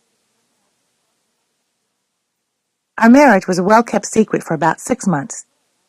The only people who knew were Aunt Bay, Janice, Pam, and Marvin's mother. Eventually, of course, we let everyone in on our secret, and we had a real wedding ceremony at Marvin's church with a lovely reception at the Ritz in downtown Chicago. The date was February 6, 1977, my 27th birthday. My mother did not attend. A few weeks later, we had yet another reception in Los Angeles at the Beverly Hills Hotel. My working life did not let up. I performed for an entire week beginning November 23, 1976, during the Thanksgiving holidays at the Winter Garden in New York. It was a sold-out performance every night in that 1,500-seat theater. My mother was in the audience on the first night, and so was Marvin. They met for the first time in my dressing room. I discovered that I was pregnant in January of 1977, and I was ecstatic. By the time I was taping Sinatra and Friends, I was very pregnant. Frank and I sang I Get a Kick Out of You, and I was pretty good. At 52, Frank was still very much in his prime. I may have been intimidated by his legend, but I wasn't intimidated musically. I was only 27 years old, and I'd never sung that song before in my life, but I knew what to do. Even though we'd only rehearsed it once, it seemed to come naturally to me. When we were finished, he looked at me and said, "You're going to go far." We were living at 2920 Hutton Drive in Benedict Canyon in Beverly Hills. Marvin lived there during the week, and then every weekend he would return to his church. I was still working, of course, and kept working until my 7th month, although I did take things a little easier. Once Marvin and I bought the house on Hutton Drive and I was expecting, I made good on a promise I'd made to myself and to God back when I was in Chicago making Inseparable. Aunt Bay never realized any financial benefit from my father's will, and she'd been entirely unselfish in giving me her love and support at a time when I really needed it. I vowed then that I'd try somehow to give back a little of what she'd given me. I moved her, and Janice, and Pam too, out to Los Angeles and set her up in an apartment right near her church. She never had to worry about money again. I took care of her right up until she died. While pregnant, I also recorded my 4th album. I called it Thankful. Thankful, like Unpredictable, would eventually go platinum, giving me the distinction of being the first female artist to have 2 platinum releases in the same year. Our Love, the second cut on the album, would become my 5th consecutive #1 single. I recorded an album called Natalie Live, and we taped several shows from the Latin Casino in New Jersey, as well as the Universal Amphitheater in Los Angeles. I came off the road in my 7th month, and Marvin and I began attending Lamaze classes. What a hoot that was. The way he was acting, I had to keep reminding him that I was the pregnant one and not him. But he was great.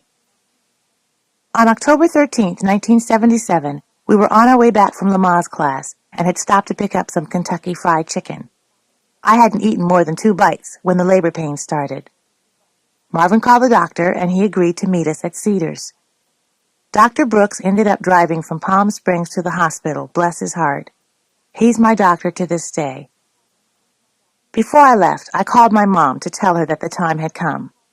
She says to me, "Okay, I'm coming, but first I'm going to the World Series. Don't have the baby until after the game." I couldn't believe it. I knew she was a baseball fanatic, but really. Of course, I thought she was kidding. She said, "Try to hold on until I get back from Dodger Stadium." Mom made it to the hospital on time. In fact, my entire family was there, about 20 people sitting outside in the lounge waiting for the big moment. And you know what? My son didn't get here until absolutely everyone else arrived. It was 8:59 p.m. on October 14th, 1977. Robert Adam Yancey came out perfect. He was 6 pounds, 4 ounces, healthy and beautiful. The cutest little thing with a mop of black hair. He was my little angel. The day that Marvin and I took Robbie home, I had him on my lap and he was looking up at me, and he gave me this little wink. I swear I saw it on his 3-day-old face. He looked just like my father. And I thought, he's got the spirit of Nat in him already. My boy was going to be just fine. Dad was part of this, God was part of this, and Marvin and I were part of it. Robbie was to be our greatest blessing. Robbie was not just a wonderful baby, he was a precious baby. I hovered over him even when Marvin and I hired a nanny, which we needed, because both Marvin and I had careers which couldn't be put on hold indefinitely. I hired a young woman named Drew McCrae, who became a cornerstone in our lives and stayed with us for many years. She helped me run my home and raise my son, and she helped raise me too. When Robbie was about 3 months old, I prepared to go back to work. Marvin and I agreed that I should keep Robbie with me, and we would work out being together as a family. It was a hell of a schedule, but for a while, it worked. In April of 1978, I had my first television musical special.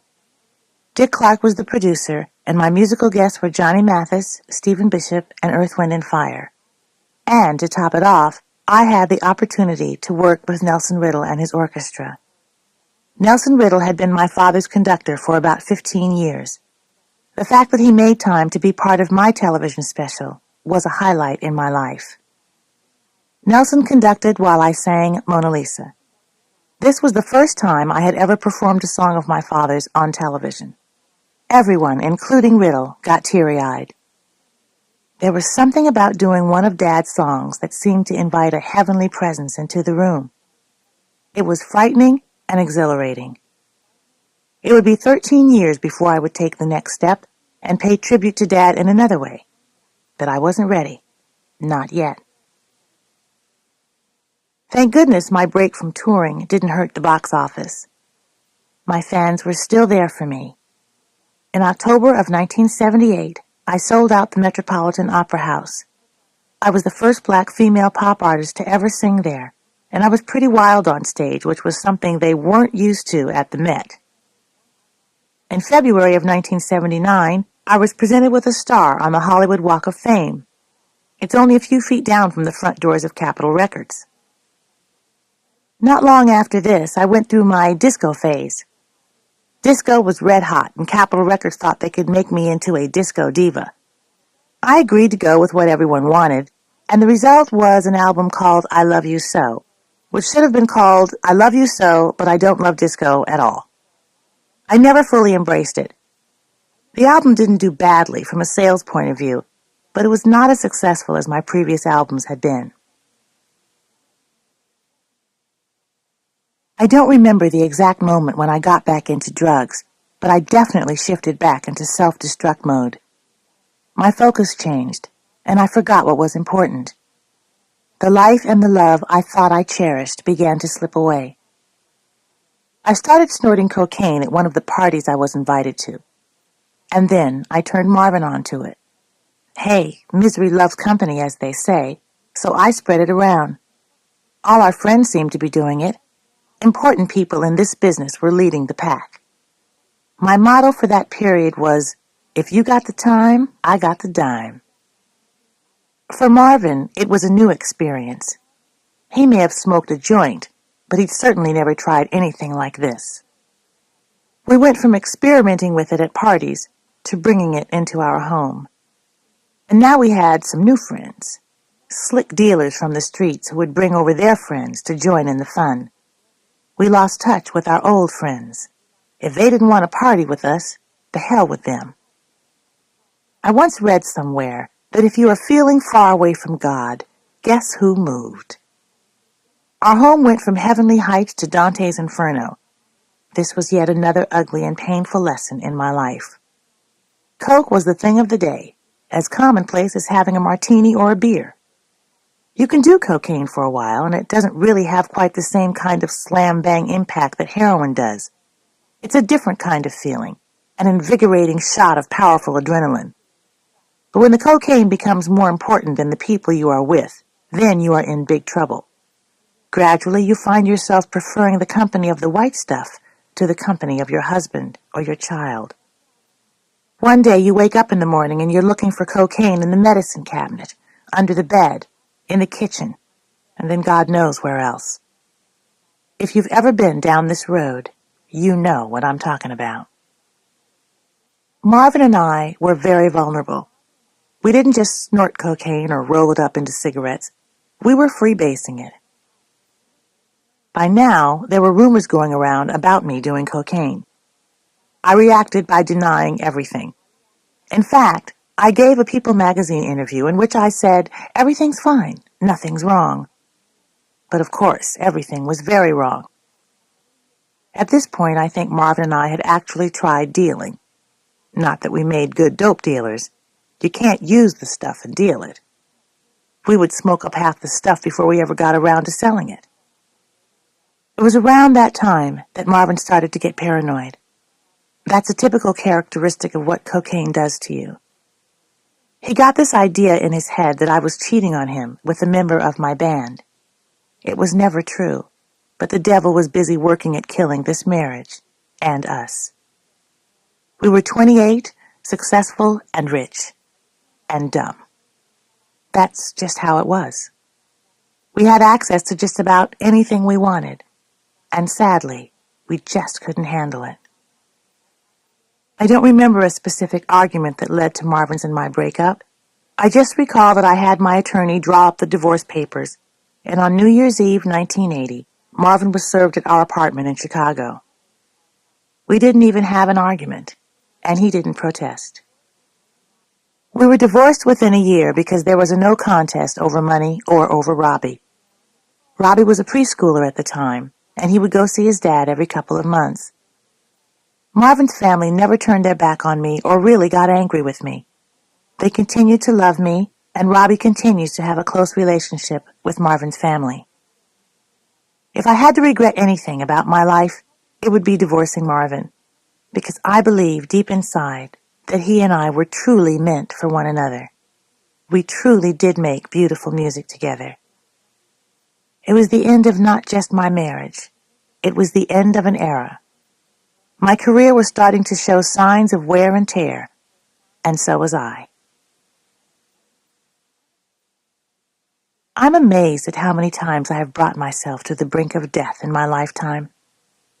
God was working overtime to save my butt, and I marvel that He never gave up on me. The years between 1980 and 1983, right after my breakup with Marvin, were the worst. My career gradually went into the toilet because of my drug use, and the dope man became my best friend.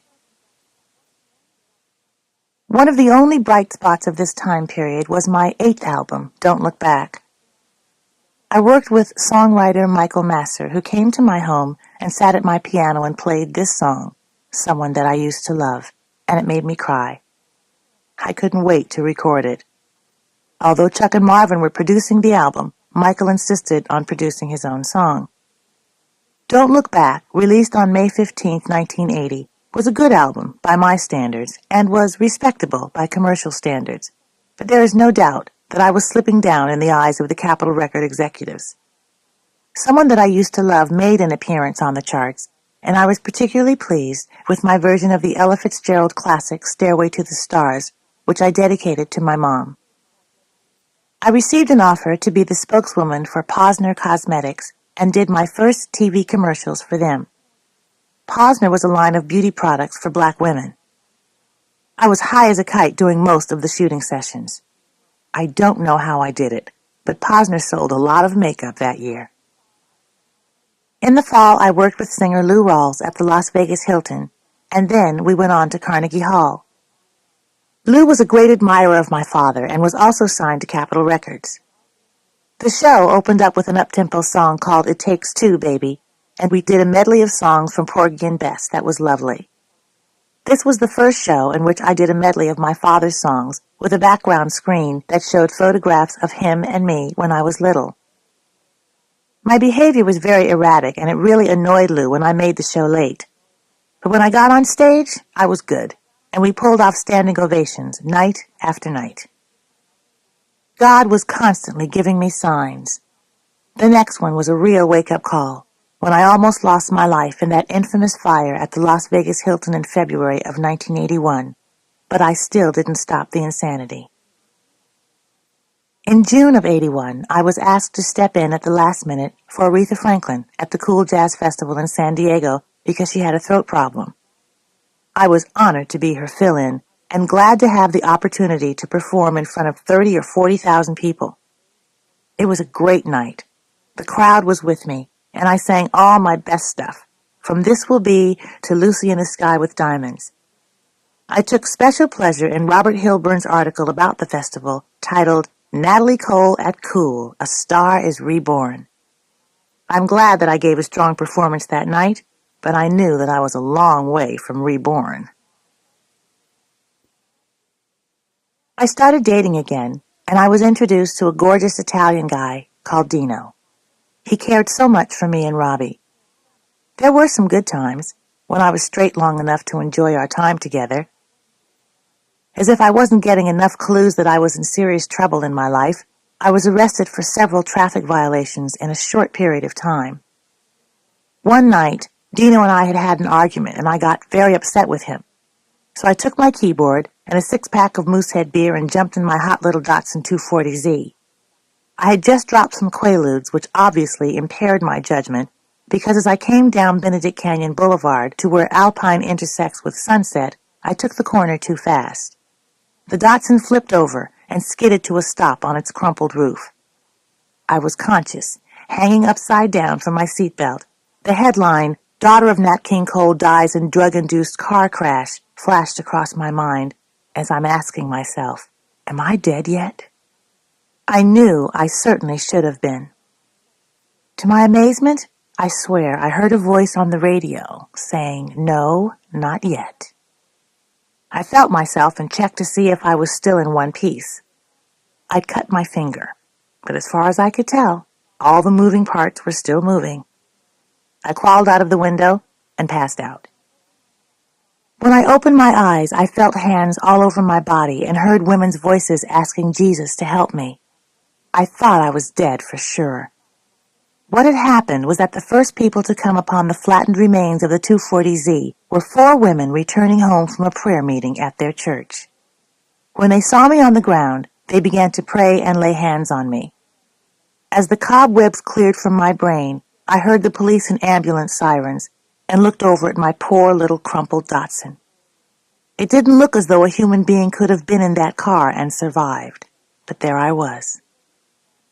The police found the smashed bottles of beer but did not charge me with drunken driving. En route to Cedars-Sinai, the paramedics radioed ahead for my doctor. He marveled that all I required was a couple of stitches to close up the gash in my finger. From the minute I got to Cedars, I couldn't wait to leave. It wasn't like I had a hot date. All I wanted to do was to get to my girlfriend's house and get high.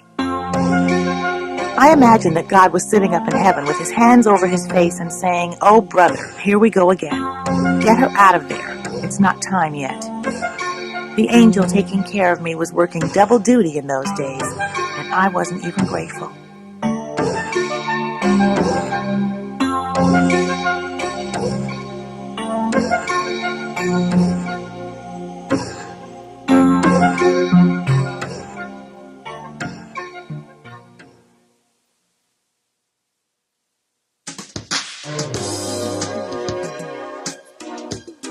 In July of 1982, I was headlining at Caesars in Atlantic City, when in the middle of the show, I suddenly couldn't sing. I had lost my voice, something that had never happened to me before in more than a decade of performing. I was petrified. I immediately flew home to have my doctors confirm the worst. I had nodules on my vocal cords that were causing me difficulty in singing. They would have to be surgically removed. There was some small possibility that I could lose my voice entirely as a result of the surgery. There was also a chance that with rest, the nodules might disappear on their own. So I rested. But there was more bad news. I got a phone call saying that Marvin was in the cardiac unit at St. Joseph's Hospital in Chicago. Despite the fact that we now had been apart for 2 years and that we had moved on with our lives, we still loved each other. I took the first plane from LA to Chicago. Marvin was hospitalized with chest pains and arrhythmia. In the back of my mind and in the core of my being, I believed that somehow we would get back together. During the years of our separation and divorce, Marvin and I gradually became better friends. We worked together through 2 more albums, and he came frequently to Los Angeles to see Robbie. Marvin was getting a hold on his drug problem, and I wasn't. Whenever he urged me to get help, I only dug my heels in deeper and rejected his attempts to reach out. Our little son paid quite a price for our mistakes, and I'm so grateful that we had Drew. If it hadn't been for her, the consequences could have been disastrous. Robbie could have died because I got to a point where I stopped paying attention to anything or anyone but myself. I became a negligent mother. One day I sank to such a low I took Robbie with me to go pick up drugs, and I put the drugs in his diaper bag for safe transport. But the first truly public revelation of my personal struggles came when my mother petitioned the Los Angeles Superior Court for conservatorship of my finances. I did not object. It was one of the few times I did not put up a fight. She explained that I had been under severe mental strain since I had discovered that I might lose my voice because of the nodules. Of course, she knew by now that I had a drug problem, but she was trying to protect me. Dear Mother, she could really go to bat for you if she was protecting you from others. She was afraid that the same kind of vultures who took advantage of my father would try to take advantage of me in my addicted condition. And she was right. After a half-dozen years at the top of the charts, I had earned millions of dollars in recordings and concerts. The most that the court auditor could find was $300,000. My accountants at the time couldn't explain where the money went, and it didn't all go to drugs. Behind the scenes, my mother, my sister, my brother, and pretty much anybody else who cared about me were begging me to go through drug rehab. Even though I didn't want to go into rehab and had no intention of giving up drugs, finally I agreed to go, mainly to get everybody off my back. I went along with the program, so to speak. The facility treated all kinds of mental problems, and drug addiction was the lowest priority on their totem pole. I hated every minute of my time there, and after the 30 days, it was bye, see ya. I just couldn't wait to get high. As soon as I came home, I decided I had to deal with my throat nodules. Mom was there for the surgery, and it was one of the rare times I could see that she was worried, really scared. My mother was starting to get a grasp on what was happening to me. She wanted me to clean house and rid my life of certain people that she felt were aiding and abetting my drug habit and were profiting while I was going down the tubes. The number one head to roll was that of my manager, Kevin Hunter. With Kevin out of the picture, my business manager, Ralph Goldman, suggested that I talk to a friend of his named Dan Cleary as a possible replacement. Dan was in management with a partner named Sherwin Bash and had represented not only the Carpenters and Olivia Newton-John, but the Commodores, Chaka Khan, Anita Baker, and several other acts. Dan and I met at my home, and I liked him. He had spoken with my mother and could see that I was in a lot of trouble. Didn't take a genius to see that. But it took a great visionary like him to see beyond my affliction and believe that I still had the potential to hit some home runs, as he put it. He could see that it was going to be difficult, but God bless him, he decided to take me on. One evening in November of 1983, Dan, Ralph, and my attorney, Jeff Ingber, arrived unannounced at my home. I assumed it was a business call, but not this time. They sat down in my living room and got right to the point. Dan spoke first. "Natalie, we really care a lot about you, and we're afraid that you are going to lose your life. We don't want that to happen." Ralph and Jeff added similar words of concern. They didn't threaten, they just talked sense. And for the first time in years, I listened. Dan said that there was a place in Minnesota that Kitty Dukakis had told my mother about. The plan was that after Thanksgiving, I would go to a place called Hazelden. I'd never heard of it, but it was about to change my life forever. I wish I had a picture of what I looked like when I first got to Hazelden. I was nearly emaciated, and my skin had taken on a greenish hue. I spent about 3 days in detox. This was a different kind of place. There were no doctors and no psychiatrists, no shock therapy, no medicine, and no dispensary. Most things were done in a group. A woman named Joanne ran the dorm. She was real tough and a recovering addict, as were most of the counselors working there. They don't take no mess. They've been there, so they know all the tricks. The program at Hazelden is built on the AA, Alcoholics Anonymous 12-step program, with daily meetings as a required part of that program. I needed to begin to do something for myself instead of to myself, and I had to make sure that I was getting help for the right reasons. Not for my mother, not for my dad, and not even for my son. I had to start looking at a lot of things about myself that I didn't want to examine, and I didn't know if I could do that. When I started feeling up to it, I wrote to Robbie and told him that Mommy was sick, that I loved him, and would be with him as soon as I could. I was supposed to fulfill at least 30 days in the program. My phone calls to Dan had started off with, "I can't wait to leave." However, toward the end of the 30 days on Christmas Eve, I told him, "I'm not sure when I'll be coming home. I'm doing better, but I don't think I'm ready yet." I had gone from hating Hazelden to being afraid to leave. That was the best Christmas present I ever gave myself. The walls of denial were starting to crumble around me. I knew that if I didn't get my life back on track, I was going to lose everything. My son, my career, my life. In fact, Marvin had seriously considered filing for custody of Robbie unless I got myself together.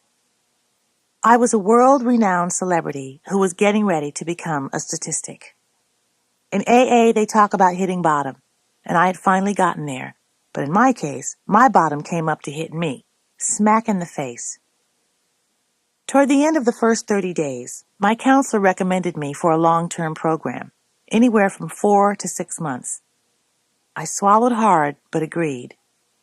She said, "We want to give you the opportunity to get back on track. Maybe, if you put in some time, maybe you'll make something out of your life and get back at least some of what you lost." I found myself keeping my fingers crossed that I would qualify to go to the House of Jelinek. In Swedish, it means House of Recovery. In Jelinek, the therapy was extreme and confrontational.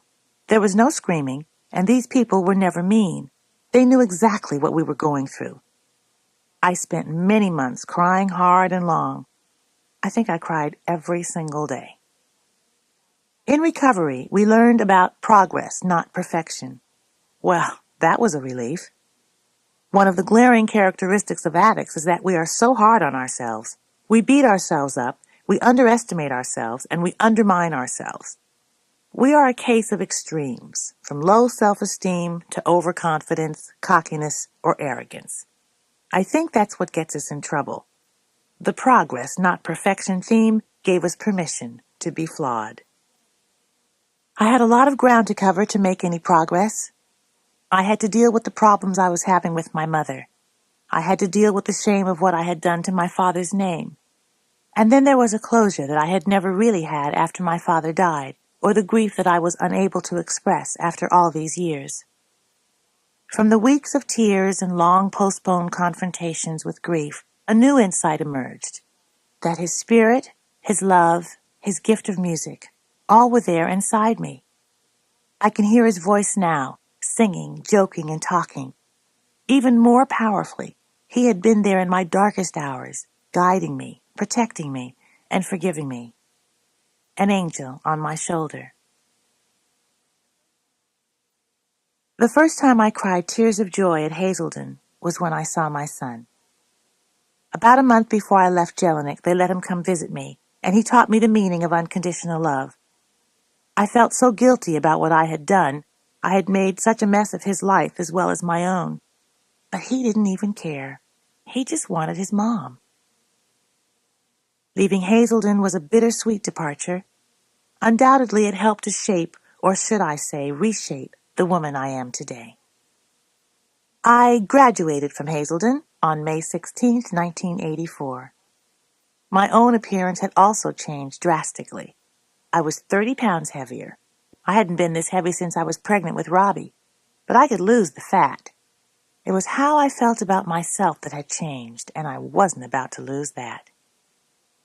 As I walked out the doors of Hazelden, hopefully for good, I carried my 6-month chip in my hand, and a new word had been embedded in my heart, gratitude.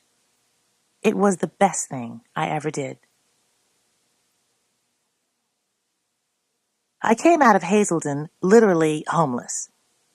My home on Hutton Drive had been sold while I was away.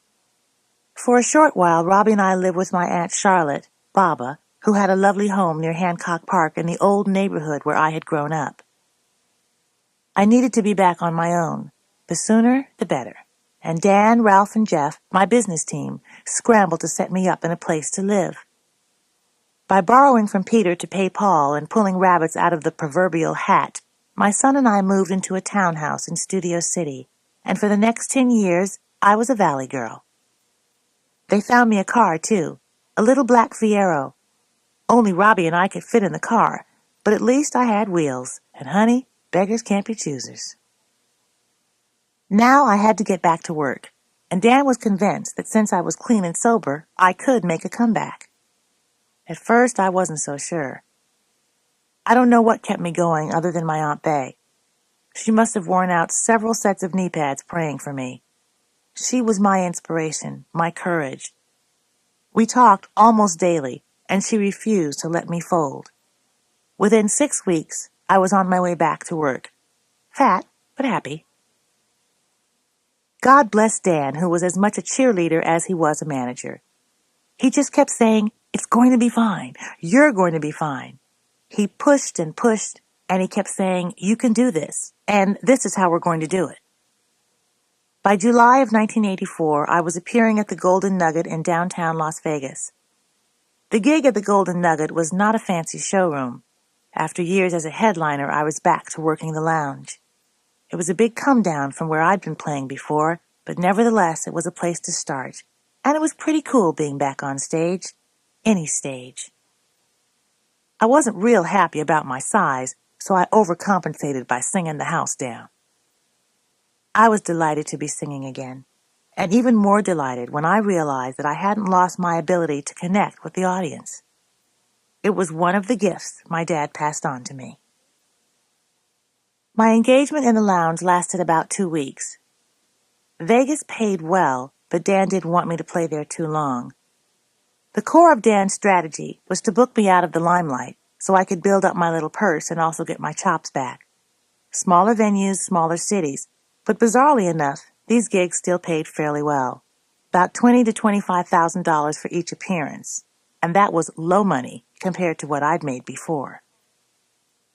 I worked for almost a year in places that you ain't never heard of, but I was able to build myself up financially. Honey, at this point, I was in it for the money, as much as anything. Nothing else was going to work until I was confident that I could provide for Robbie and me. I started to travel again, a lot, and I put in a tremendous number of days away from home. The summer of '84, Robbie traveled with me. We spent July and August together. In September, when he started first grade, I took him over to Drew's on weekends, which was mostly when I worked. During the week, he was in school and at home with me. Little by little, Dan's master strategy was starting to pay off. Early in 1985, Paul Fishkin, a recovering addict himself, came to us. He had started a new label called Modern Records that was being distributed by EMI. It was a small independent label, and they were willing to take a chance on me. My voice was actually in better shape than ever.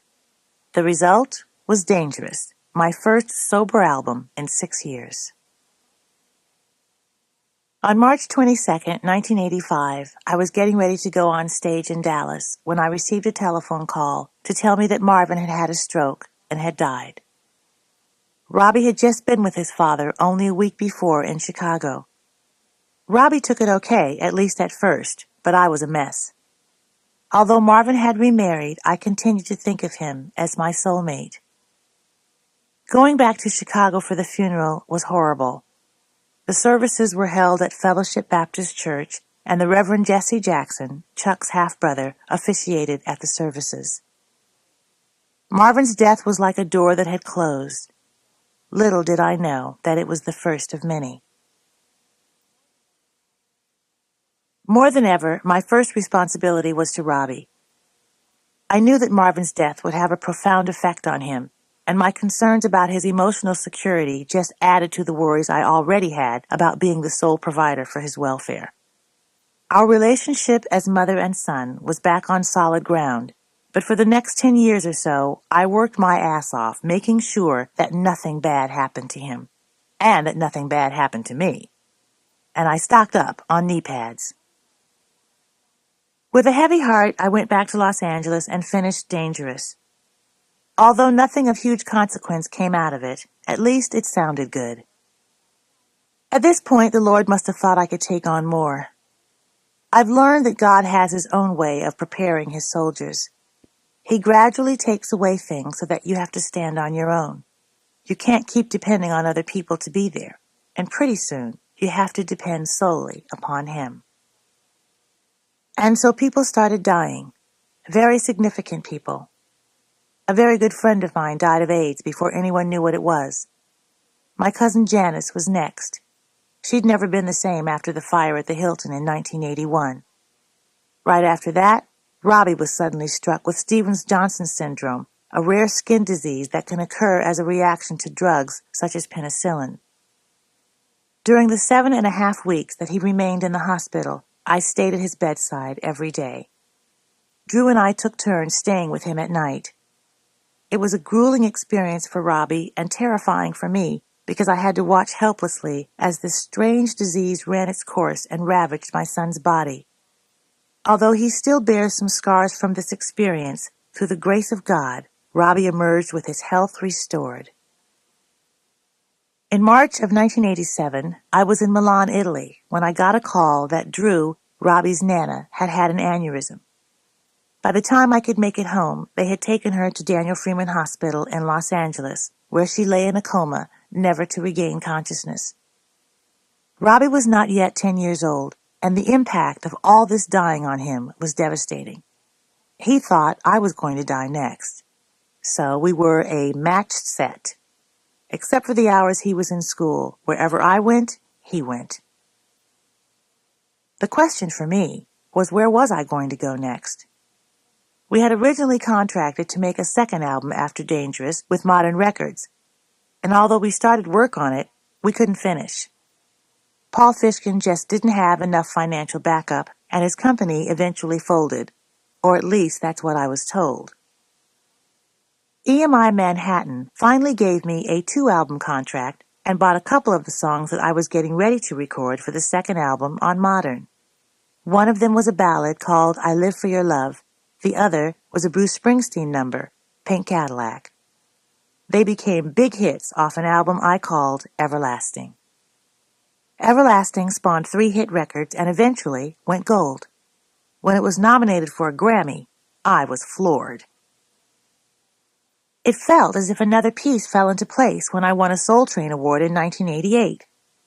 Live for Your Love won in the Best Female Single category. The icing on the cake was winning an NAACP Image Award that same year. By 1988, I was approaching the 5-year anniversary of my sobriety. I had not touched a drug since November 29, 1983. In October of 1988, I had gone to the wedding of a friend, and I came home depressed.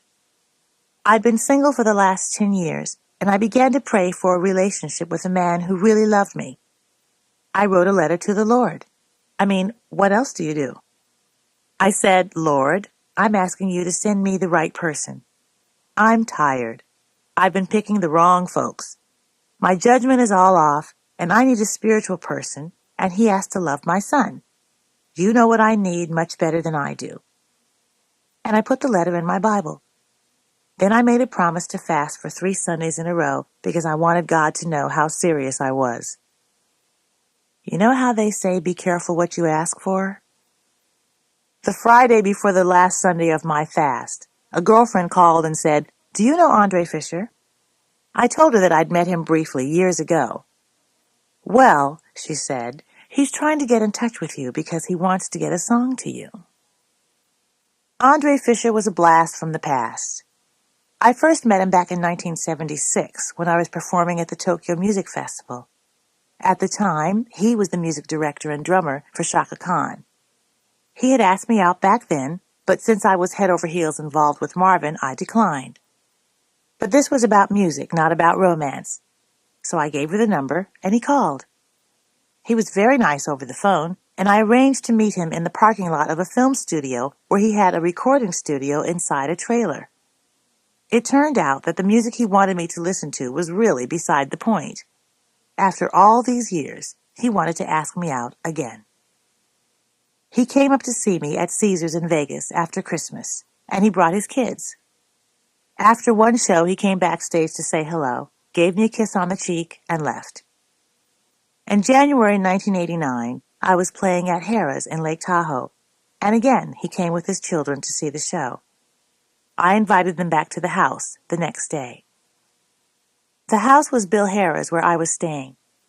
Robbie had come up with me. Liz and Kyle immediately hit it off with Robbie, and they all went out to play in the snow while Andre stayed indoors with me. The next day I had a little party and they all came back again. And I remember that at one point we were all sitting around on the floor and I found myself sitting very close to Andre, and we were just very comfortable. I thought it was really neat, and when he left, he gave me a kiss on my forehead. Well, I was smitten. The man moved fast. When I got back to L.A., Andre and I started dating, and it wasn't much more than a month later that he asked me to marry him. After having prayed and put that letter in the Bible, I was convinced that this was the man that God had sent to me. I was so happy to have somebody in my life that I think I took about 2 seconds to say yes. I consulted with Robbie and he said, "Yeah, Mom, I think you should do it." I had noticed that Robbie would get attached to guys quickly. He wanted a dad so badly, and it was no different with Andre. He liked him right away. Andre had successfully convinced my family that he was the guy. I saw it as a big plus that he knew and understood my industry so well. In fact, Andre and I had even started working together at this point. He had already appeared in my life by the time I did the album Good to Be Back, and he cut his teeth producing 2 songs, As a Matter of Fact and Gonna Make You Mine. We set the wedding date for September 17th, 1989.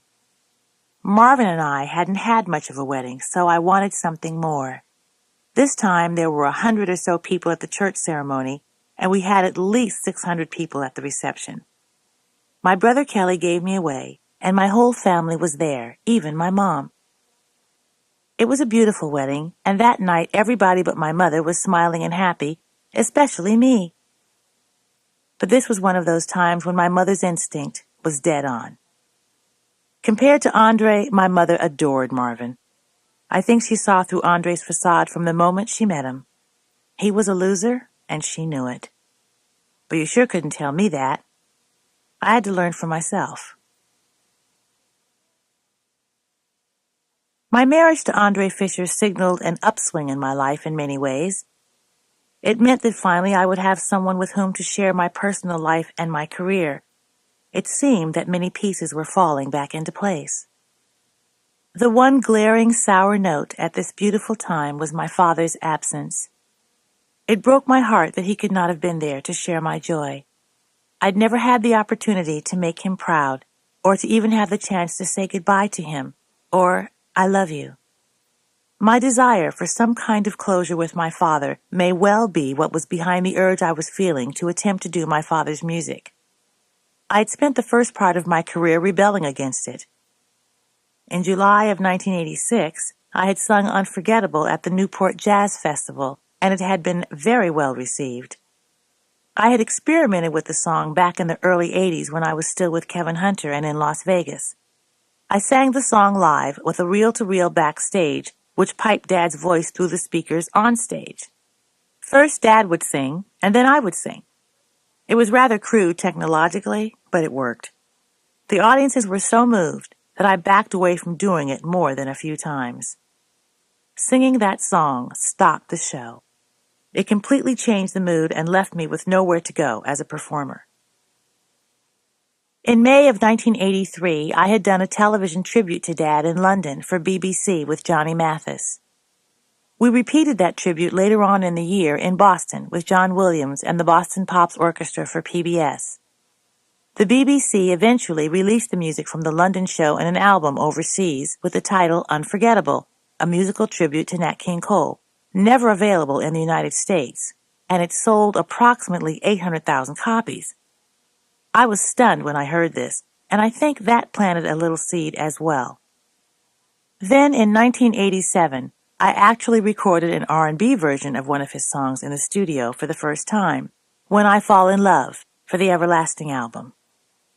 Little by little, I was preparing myself to do what I had avoided throughout my entire career.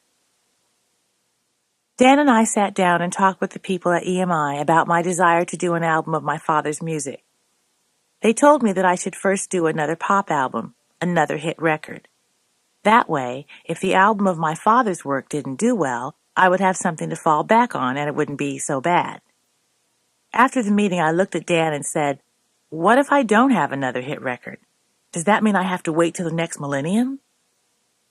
Ultimately, EMI let me out of my contract. Once we were out of the contract, Dan and I went to see Bob Krasnow, the president and founder of Elektra Records.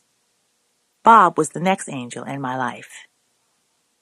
I said to him, "I've got some songs in the works for a pop record, and then after that I'd like to consider doing an album of my father's music." I could never have predicted Bob's response. He said, "Screw the pop record, let's do this record right now." The basic concept was to do a tribute album of Dad's greatest hits. Everyone wanted to call it Unforgettable from the beginning, and I just wanted to add, with love. I wanted this album to be, from me to my dad, a personal gift. Bob Krasnow hooked us up with Tommy LiPuma, Elektra's senior vice president of A&R and a veteran producer. Tommy knew this kind of music. He was the one who had all the history and all the knowledge. He'd been doing jazz for years and years and had produced 75 albums for all kinds of people. He knew all the arrangers and all the musicians, so we made him executive producer. Next step was to choose producers. Andre was hinting and hoping to be involved. At the time, I really wanted to help give his career a boost. Bob Krasnow was hesitant, but with some reluctance, he agreed. It was suggested that we try out David Foster as one of the producers. David was totally a pop writer-producer at the time and very successful. He had either written, produced, or played on close to 175 recordings and had won several Grammys by the time he got to us. So Andre, David, and I listened to my dad's catalog of songs. Well, not everything. Of course, everybody had a suggestion, from my mother and Aunt Bay and other family members to all the musical friends of my father. The decisions were hard to make because my father had so many beautiful songs and there was no way they'd all fit onto one album. I picked songs from my memory, including Mona Lisa, then Straighten Up and Fly Right, which was Dad's own composition, based on a sermon that his father used to give about a buzzard who takes a monkey for a ride on his back. Well, anyway, we ended up with 22 songs, despite big arguments from Elektra that we were giving away the store. Tommy LiPuma was not just the executive producer, but an active producer as well. He, Andre, and David sat down with me in a meeting and assigned themselves songs they wanted to produce. When we came to picking a producer for the song Unforgettable, which was down around 15th on the list, the three of them just looked at each other and nobody responded right away. Finally, David said, "Well, I love that song. I'd be glad to produce it." No big deal. In the end, Tommy did 4 songs, as well as supervising every aspect of the project as exec producer. Andre did a whopping 11 songs, and David did 7. When it came to finding arrangers and musicians, Tommy knew who to call. There were a few musicians that we did get who had played on Dad's sessions. In one instance, we were actually able to contact the same singers who had sung on Dad's That Sunday That Summer from 27 years before. Everyone involved made coming to work on that project a joy. From day to day, I didn't know what was going to happen. This was unlike anything I'd ever done, and it was certainly unlike anything that Andre or David had ever done. It had taken me 15 years to feel ready to make this album, and I knew there was a responsibility involved that I could not fail. When I got in front of the orchestra for this project, it was entirely different from when I had worked with orchestras before. Everything sounded effortless, and I loved these songs. The biggest challenge was how we were going to do the song Unforgettable, since we were going to be blending my voice with Dad's old recording. When we started to record Unforgettable and I sang my part around Dad's vocals, everyone just stopped. The musicians could hardly play. They gasped when they heard Dad's voice come in and then heard me sing. This album exceeded all of our expectations in every way. It was a love project. Unforgettable with Love was released on May 28, 1991, just in time for Father's Day. 1 week later, on June 5th, I was performing the Unforgettable concert for the first time at Chastain Park in Atlanta, Georgia. After Atlanta, I was off to play concerts scheduled all over the world. Since the concert tour started out in the summer, Robbie was out of school and able to come with me. Robbie was a teenager now and would watch the show from the wings, just like I watched my dad when I was young. By July of 1991, the album had hit #1 on the Billboard chart. We toured all summer long, and by late August we were back in familiar territory, Caesars Palace in Las Vegas. The response there was just as wonderful. My very next concert was at the Universal Amphitheater, and it was a real highlight for me. The setting was gorgeous. The whole look was incredible. We opened the show, just like the album, with the song The Very Thought of You. The conductor raised his baton, and the string started to play. I started singing from backstage. When I walked out on stage, the audience jumped to its feet, and everyone started clapping again. The place went into a 5-minute ovation. We had to stop, and I just couldn't believe it. I tried to maintain my composure. I wanted to cry, and in fact, I did. I couldn't breathe. I was so happy. It was my hope that in some way I could offer my father's memory something in return for the many gifts he had given me. That had been my original intention with Unforgettable with Love, so it was with great joy that I began to see articles in newspapers and magazines expressing ideas such as Natalie Cole's Unforgettable has brought renewed focus to her father's often overlooked legacy. By October of 1991, the album had reached the #1 position on both the pop and jazz charts, and sales had gone over the 2 million mark. On November 1st and 2nd, we hit New York City, Radio City Music Hall, for 2 sold-out shows. A few days after New York, we went to Boston, performing with the Boston Symphony Orchestra. Throughout November until December 11th, we continued the breakneck pace, giving 27 more concerts before breaking for Christmas. Not long before that, Elektra had decided I should do a Christmas single, my dad's Christmas song, sometimes known as Chestnuts Roasting on an Open Fire. The song was originally written and performed by Mel Torme, but Dad's version had become the standard. Elektra wanted to do a boxed set for Christmas, which would include the album, this single, and the video. Thus, in one of my short visits home, we all went back into the studio to produce yet one more song. While the Christmas season provided something of a break, January brought a whole new round of excitement. The biggest thrill came on January 8th, when the National Academy of Recording Arts and Sciences announced that we had been nominated for a total of 11 Grammy Awards for Unforgettable with Love. To add to the excitement, just a few days later, I had the honor of receiving 3 NAACP Image Awards for Outstanding Female Artist, Outstanding Jazz Artist, and Outstanding Music Video. The NAACP had established these awards to recognize films, television programs, and entertainers who reflect positive images of blacks. Wow, from one extreme to the next. It is interesting to note that in the 7 years that the Grammy Awards existed before Dad's death, he had received 7 nominations, 2 of them for Album of the Year, but he never won. And Dad was a founding member of NARAS and had been instrumental in creating the Grammys. Actually, this year he was going to be inducted into the Grammy Hall of Fame. That was nice for our family and for his legacy, but in my opinion, it was about 30 years too late. One thing I knew is that if I did win a Grammy for Unforgettable with Love, I would be winning it not only for myself and for all those who had worked on it, but ultimately, I'd be winning it for Dad. With so many events and activities going on during Grammy Week, I had no time to think.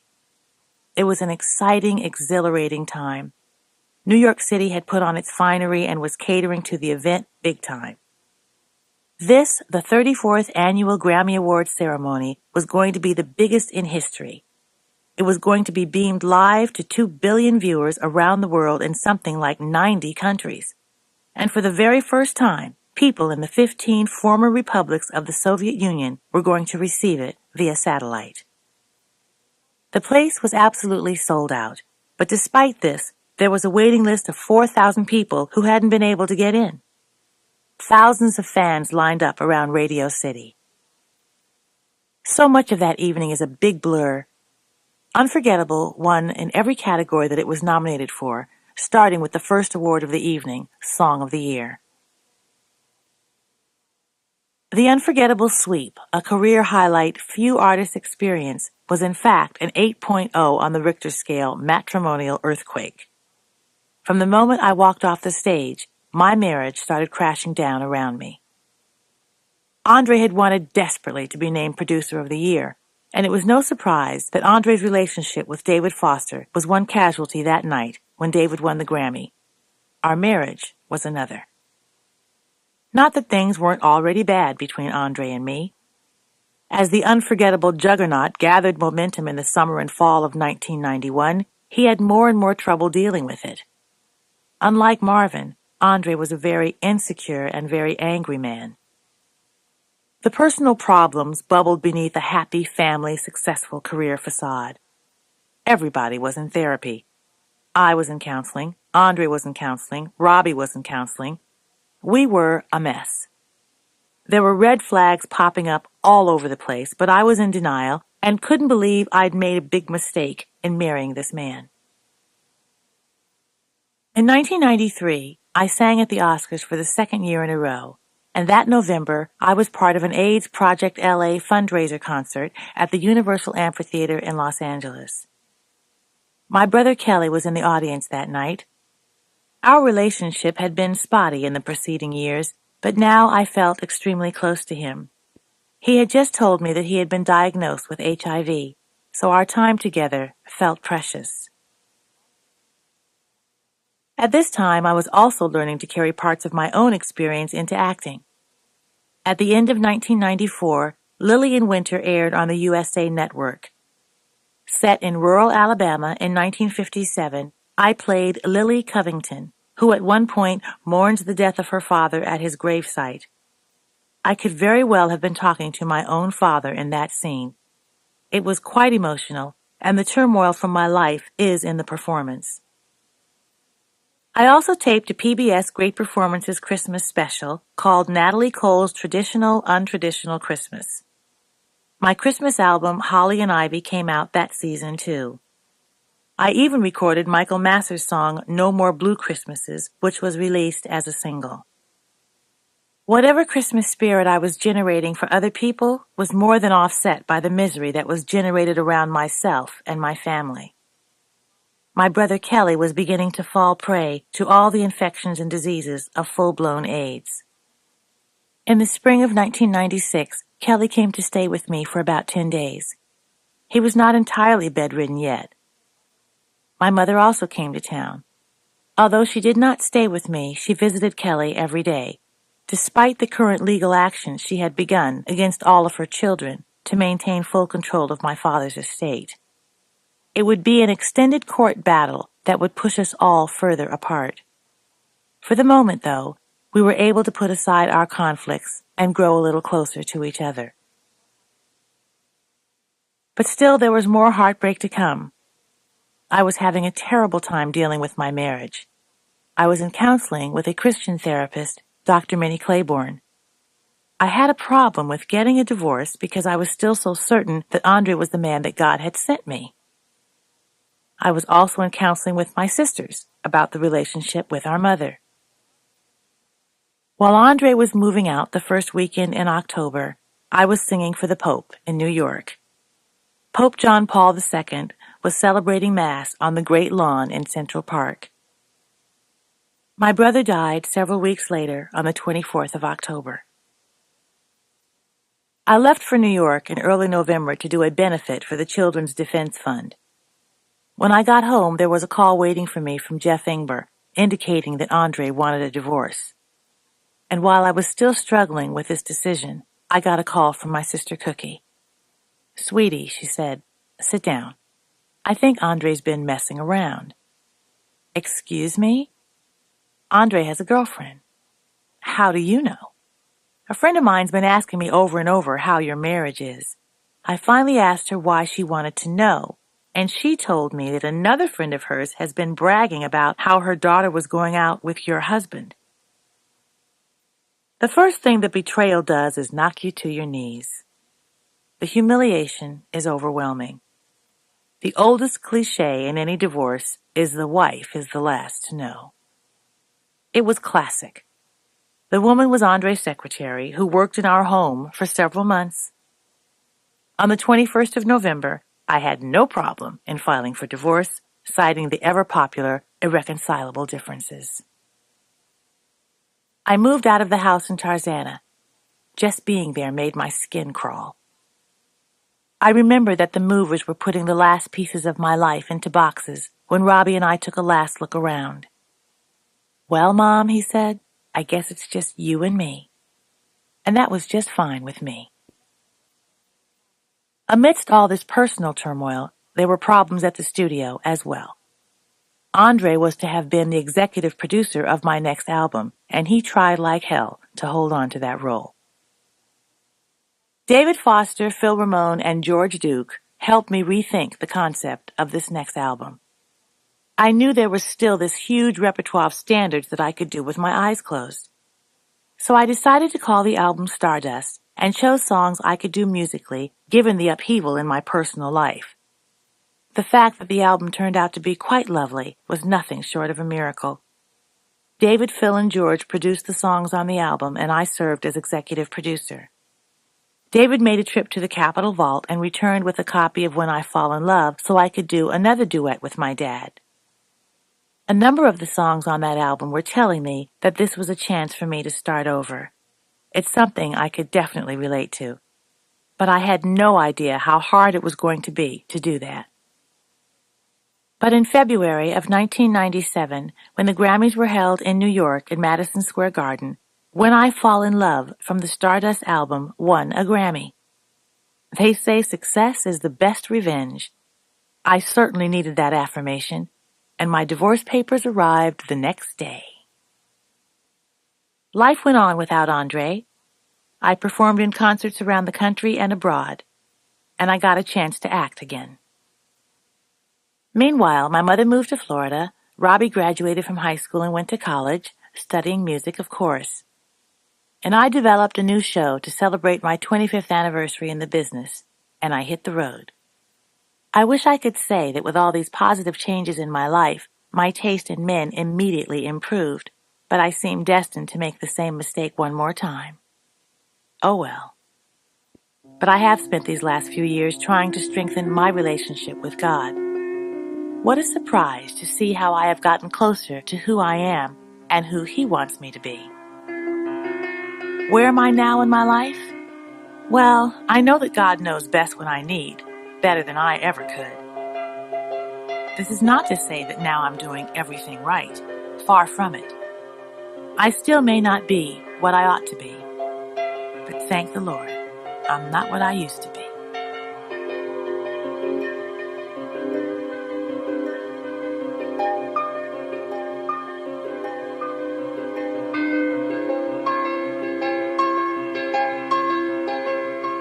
This has been a Time Warner Audiobooks production of Angel on My Shoulder, written by Natalie Cole with Digby Deal, and read by Natalie Cole. Executive producer Maya Thomas. Produced and directed by Linda Ross. Text abridged by Harriet Greenberg. Text edited by William Whittington. Production coordinated by Dennis Kao. Angel on My Shoulder is also available in hardcover from Warner Books.